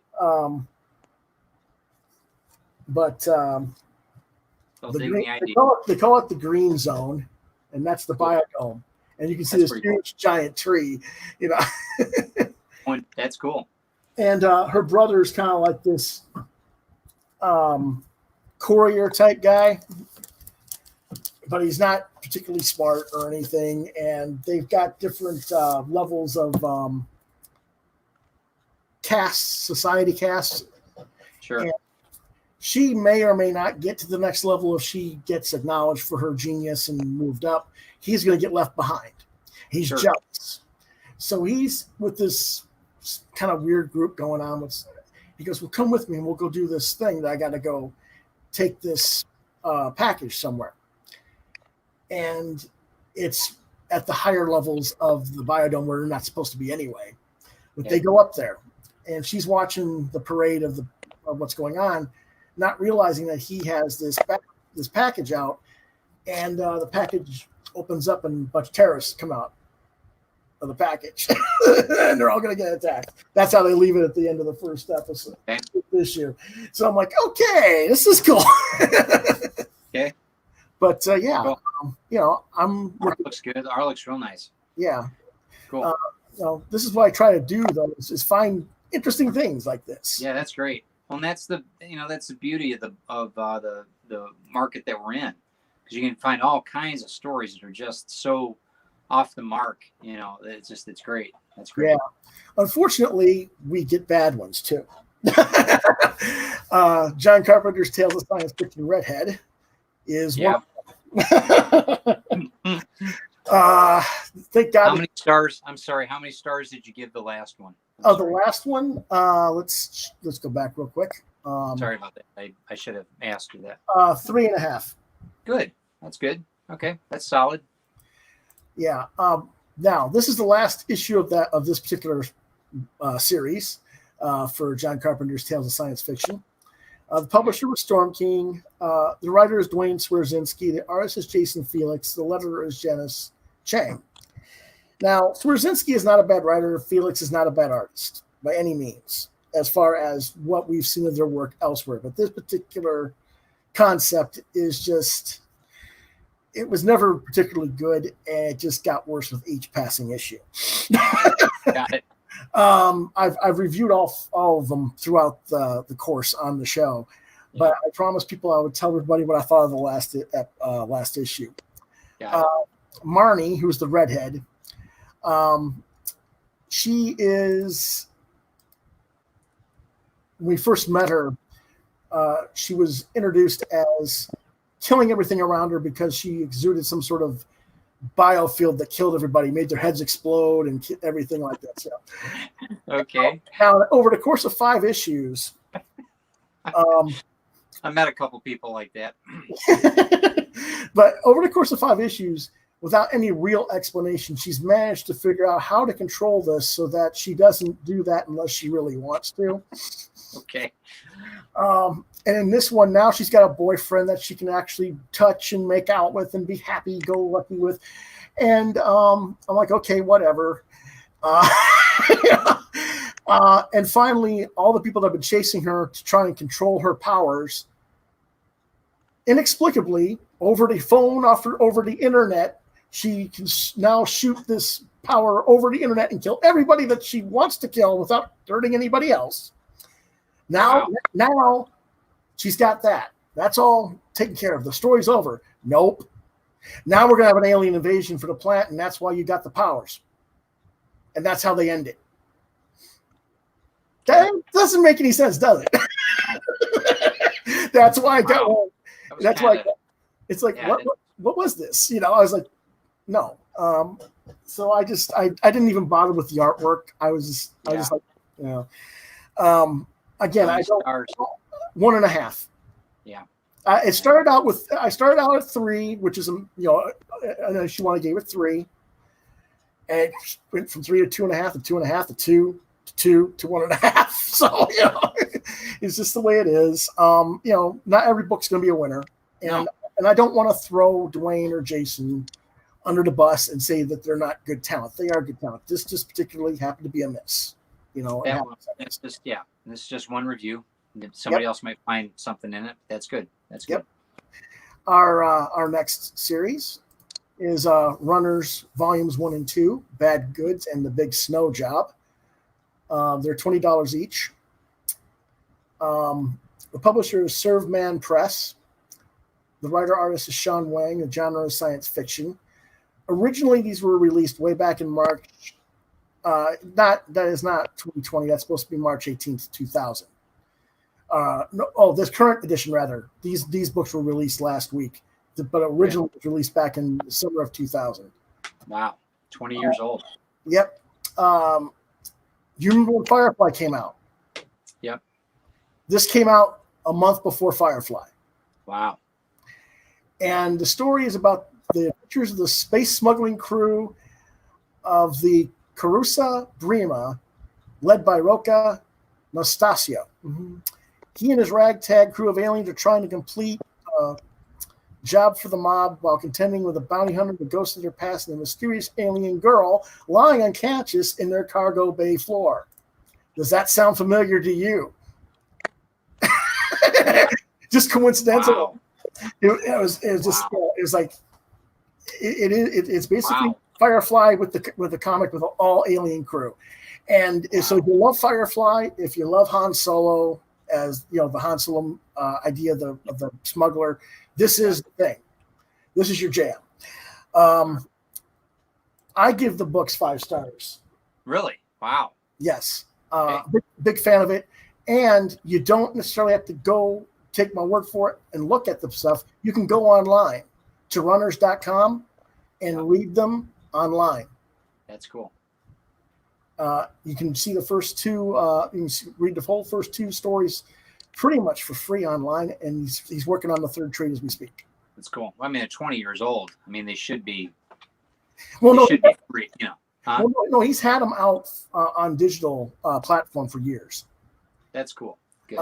And you could buy the trades off of him online for years. I always forgot to get them, and they just happened to be resolicited, like the 20th anniversary edition type. That's cool. Diamond. That's really cool. Okay, I'm going to get them now that I remember. Did they Diamond do anything special for the 20th anniversary? Did they sign them or anything? Or no? That's too bad.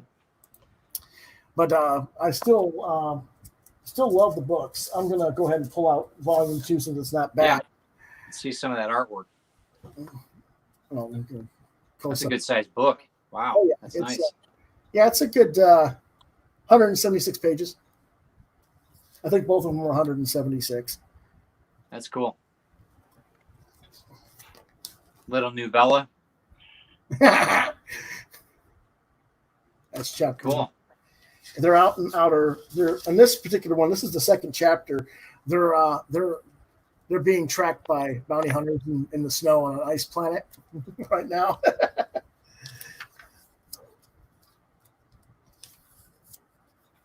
But before that, this is where they're getting set up, shooting at one another, trying to get away. I'm going to see what if I can find the. They're going to steal a bunch of cattle. Yeah. Basically. And when they find out that by stealing the cattle, they're going to starve a whole village of people, they're like, no, we're not going to. No, maybe not. Yeah. We got to figure out something else. So, because that's kind of what happens. You do these jobs and they find out, wait a minute. No, we're not doing it this way. We got to figure out something else. Yeah. And it's the fun thing of how are they going to get what they need to do to satisfy their clientele, but get everybody. So they don't. Yeah. Right. Yeah. And I think that's pretty cool. But so it's like, that's one of my favorite actually for web comics for a long time. That's cool. That's cool. Runners, huh? Cool. Yeah. All right. Cool. And let's see what else we got. Oh yes, I can sell you a body. Okay. I love the title. That's awesome. Yeah. This is number 3 of 4. For those who are unfamiliar with this story, Denny Little is a psychic, and he can interact with different spirits that can possess his body or have them possess other people's bodies. Okay. And he's got himself into a world of financial difficulties with the mob, and they're going to kill him, basically, if he doesn't come up with all this money. And so in this issue, his new girlfriend can silence his connection to the spirits, and she has now robbed a bank for him so that he can pay off the debts that he owes. And they're on the run for the law and the mob alike. Can they figure out a means to get out of this mess? Ages 15 and up, 3 out of 5 stars. I don't know if I did or not. Let's just check real quick. No, I didn't. Okay.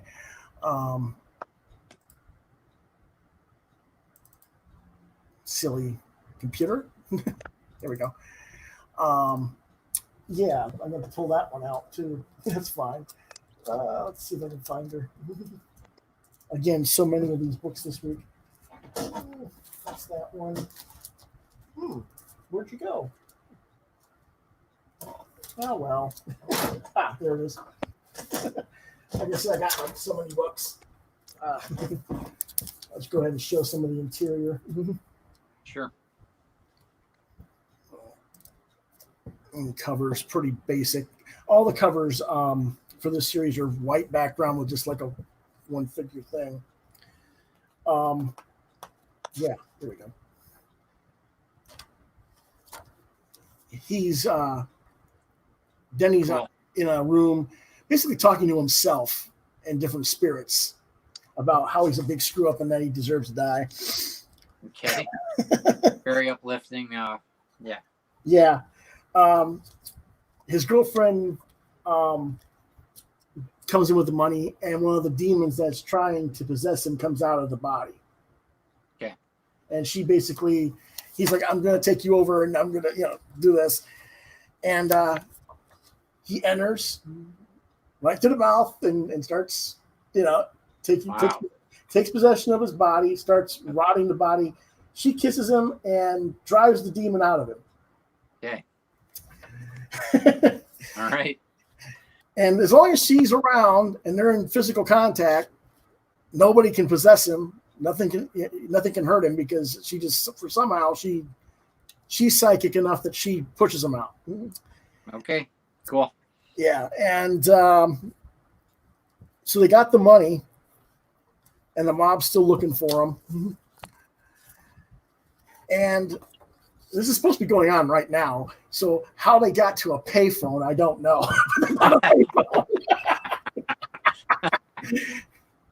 That's pretty cool. Yeah, and he calls the mob and says, "Okay, I got the money, and I can sell you a body," which is the whole point, because the mob guy is old and dying, and he wants a new body.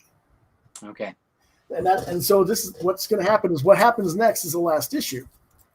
So how is everything going to come out? I don't know, but it's been an interesting thing because it's a lot of kind of like with your Retrieve book.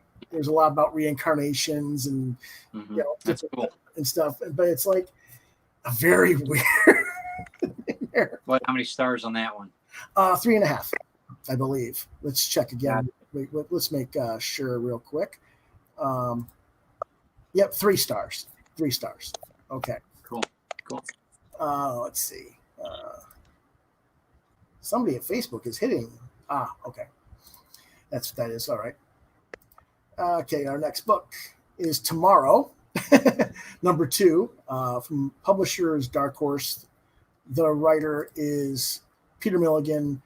The artist is Jesus Tervas. The colorist is James Devlin. Science fiction horror, March 25th, 2020 was when it was released. And here we go, another pandemic virus has hit the earth. And everybody, isn't this funny how everything is pandemics when we're hitting it in real life? It's eerie, but there's like all these comics like this. But anyway, this one, all the adults past a certain age, like 18 or 19, you get the virus and you die. Jesus, that's depressing. Yes. God. So in Tomorrow, it's all about these teenagers and younger and how they're going to survive this situation. And the lead character is a concert musician. I'm trying to think of the instrument he plays. Cello. That's what it is. Okay. His name's Oscar, and since all the adults are dying off, there's no way to take planes. There's no way to take transportation to get to where he needs to go. He has to walk, supposedly, and he has to walk to Los Angeles from wherever he's at, trying to reach his twin sister Syra, in this post-apocalyptic world. All the adults are dying off to their exposure to the virus. Though why any are still living at this point is something that needs explanation. but there are adults in the story that I'm like, why are they here? But okay. Yeah. But like I said, nobody would take him to Los Angeles via plane or bus or whatever. Meanwhile, all the kids and young teenagers have gone all Lost Boys and Lord of the Flies on one another. Natural selection. Yep. And his twin sister Syra gets caught by a sisterhood of a cult of death kids at the end of the chapter. Recommended for ages 17 and up. Rated 3 stars. The first issue I gave a 5 stars. So obviously you can see story-wise, there's holes starting to show. I've already cut it down 2 stars. That's But cool. you know, I mean, you can see just from the cover. Here's all these little kids with knives with blood and guts. Wow. Yeah, this is one of the burger books from Karen Berger's line at Dark Horse. Yeah, she's pretty good. Oh yeah, awesome editor. Peter Milgren's a good writer. You know, he did Sebastian O at Vertigo and some other stuff at Vertigo. Like I said, there's plot holes showing. There's a lot going on. Yeah, we'll have to wait and see where it goes from here. But you know, it's still, you know, average to above average comic. So, you know, I give it 3. But good. Our next book is Usagi Yojimbo Classics, number 3. Awesome. From IDW Publishing. Cool. Writer artist is Stan Sakai. It was colored by Rhonda Pattison. Genre, anthropomorphic samurai adventure. I love saying that. Yeah, it's pretty cool. Released March 25th. And, you know, quickly, it's Usagi, the rabbit Ronin there that you all see, recalls the tale of a fallen friend. And I gave it 5 stars because Usagi always gets 5 stars. It is the perfect comic, practically, for all ages. I mean, I've always enjoyed them. They're awesome. They're awesome. Awesome. That's all I can say about it. The sad part is, this is issue 3. They're going to be canceling as of issue 6 because there's just nobody buying it. It's like less than 6,000 nationwide. Well, I'm still a fan. I'm still a fan. I'm looking at people, you know, retailer. Yeah. You're always saying there's no comics for kids. There it is. What do you mean? You know, I mean, come on. You know, there's no reason why this book shouldn't be selling 20, 30,000 easy in this district. Yeah. And it's selling less than 6. And then, you know, with him doing 2 books now, he also does regular Usagi Yojimbo at IDW now. It's just not, you know, the sales aren't there. So he's just going to cancel the reprint series and do the ongoing. And hopefully that one will keep up levels that he can still do it there. Sure. But I love this book. And I think that is our reviews for this week. Awesome. So, you know, I mean, there's other things. I mean, I got this week. I also got I got Heart Attack from Image, Far Sector from DC. Cool. Judge Dredd, False Witness from IDW. A few other books that are going to be I'll be talking about those next week. Mostly just have time. And besides, if I read them all now and review them all now, what happens when we can't get books? Got to have something. Right. Exactly. So we'll talk about those next week. Awesome. Well, I appreciate you having me on tonight, man. It's been an absolute pleasure. It's been awesome. Oh, yeah. Awesome. I appreciate you coming on and talking so I wasn't just the one ranting all night. No, you're good. You're good. I'm definitely, I'll link this on my Facebook and on the rest of my social media. So if you don't mind, if I could do that. No, definitely. We can always use more viewers. If you have watching our show and you haven't subscribed or haven't hit that like button, please do. We always appreciate that. And hopefully, you know, as always, you know, we'll be able to come back next week and bring in some more reviews and more people. And we'll probably talk a little bit more about this the situation. I mean, I wanted to actually get Mark Andrew Smith on tonight, but unfortunately, he just moved back to the States from Thailand. And he's just arrived in Texas, and he's got to get settled in. So he didn't have time tonight. And Nick Cagnetti of Pink Lemonade. Nick's great. I really like Nick a lot. Nick was going to be on, but with the situation, he's trying to take care of his grandparents. Sure. So, you know, I was like, okay, you know, family first, you know. But you know, maybe next week they'll be on. Or eventually, we're all going to be on this thing and have a round robin discussion about just stuff. Awesome. I'd love to come back on. Thank you very, very much. Yeah. Well, thank you for coming on to the show, and stay safe up there in Taos. Of course. Just keep looking for my videos every week and all my content that's coming out. So yes, you can go to YouTube. Let's see. Should be under Ted Davies Artistry. Yeah. Is that what it is? Ted Davies Artistry on YouTube? Yep. Okay. Yeah, sure is. Yep. Yeah. I mean, I'm subscribed to you, so I don't think about it. I just appreciate that. Ditto. I'm subscribed to you, of course. So yeah.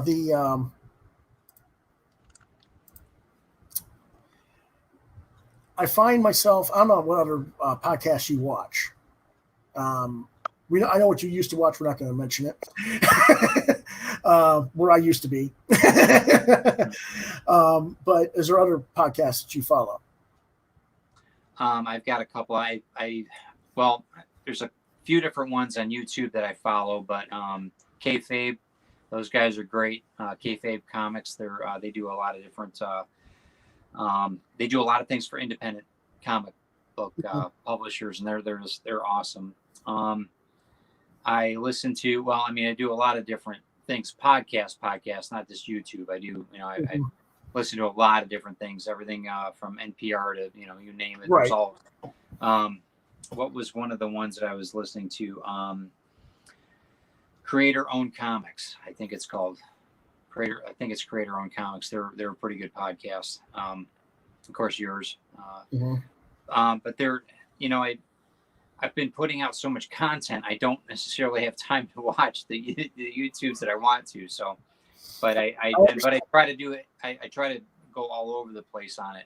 It's not always just about comic books, It's no. Broadcasting, and it's about making a podcast, and I'm very much into documentaries, for storytelling and that kind of thing. So, but I'm sure I'll think of something once we get off air here. But how about Sweetcast? Do you watch them? What is it? Sweetcast? Folks? No, never. You're not familiar with that one? Try that one, huh? I've tried. No, not necessarily. No. A lot of people ask me about what is said over there. He's kind of like the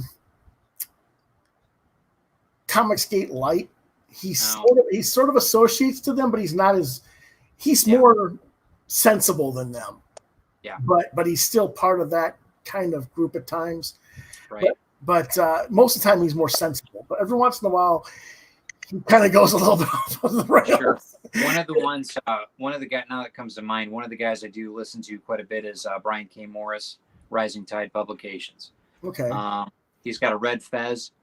Mm-hmm. He's a trip. He's a fun guy. Very positive. Very positive. Very good outlook on life. And he's always trying to promote people, and that's there's not much negative coming out of that guy's mouth, so that's what I like.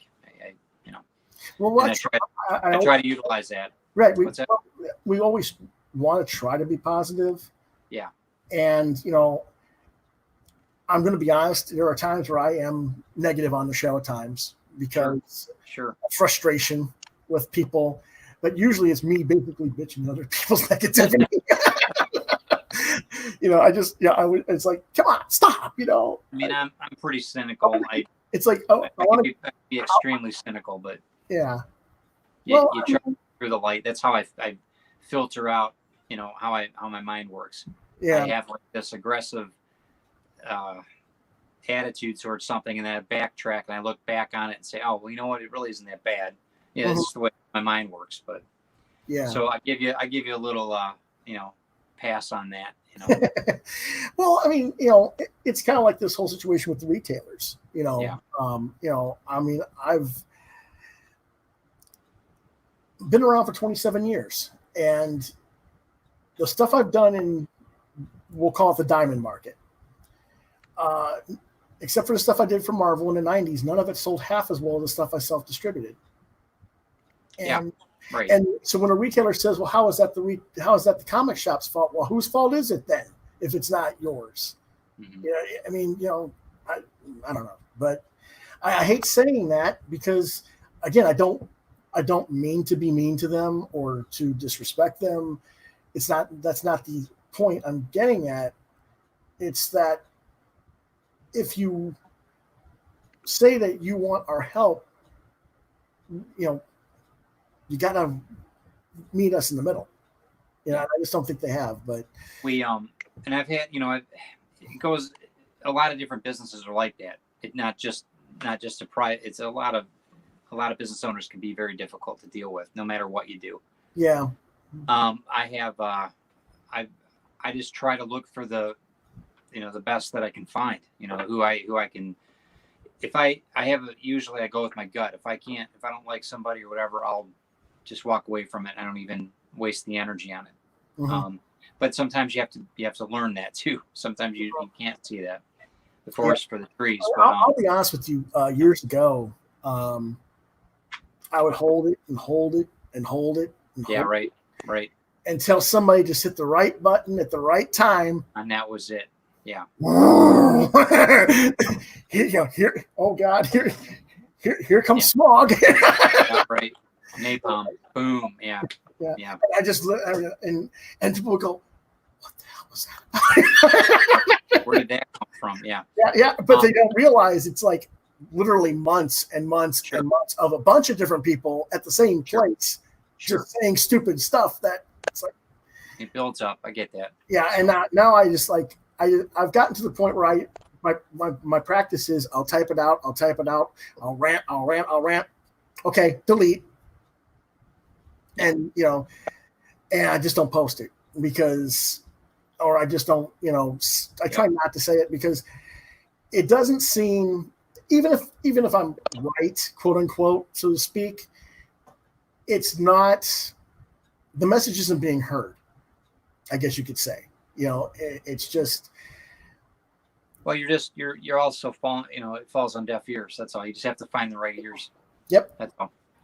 But like I said, I do appreciate it. Thank you for having me on tonight. Absolutely. I can't thank you enough, Lewis. Try to have a good evening. Stay healthy. Yep. Make sure your dad's healthy. Make sure your dad's healthy too. Okay.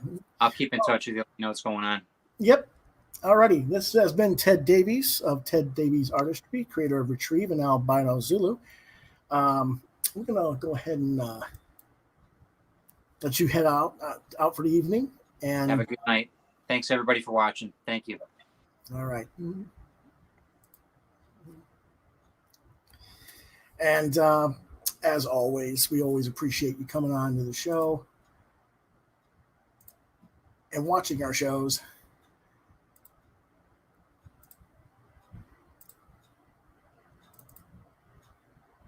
Before we head up for the night, I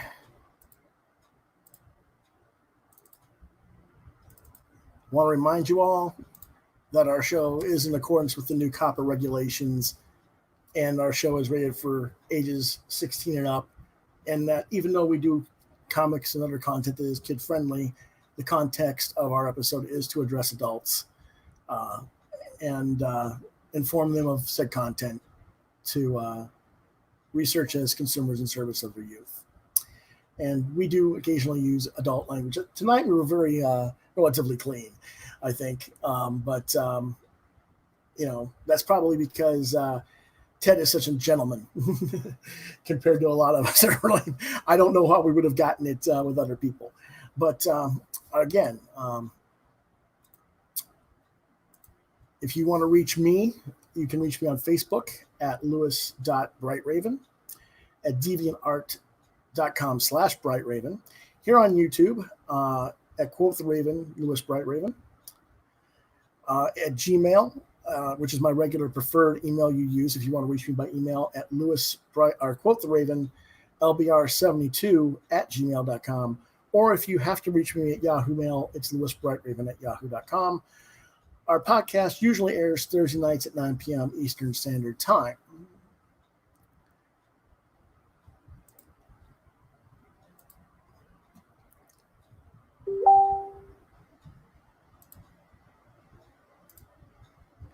And so until then, I guess we will see you on, sorry about my camera angle being a little bit off today. I'll see you guys next week. Stay safe, stay healthy. And, hopefully we've given some food for thought and some stuff to think about for titles to get in the future, or how to get some help for your retailers, your local comic shops, supporting them this week. And we'll be back next week. Okay.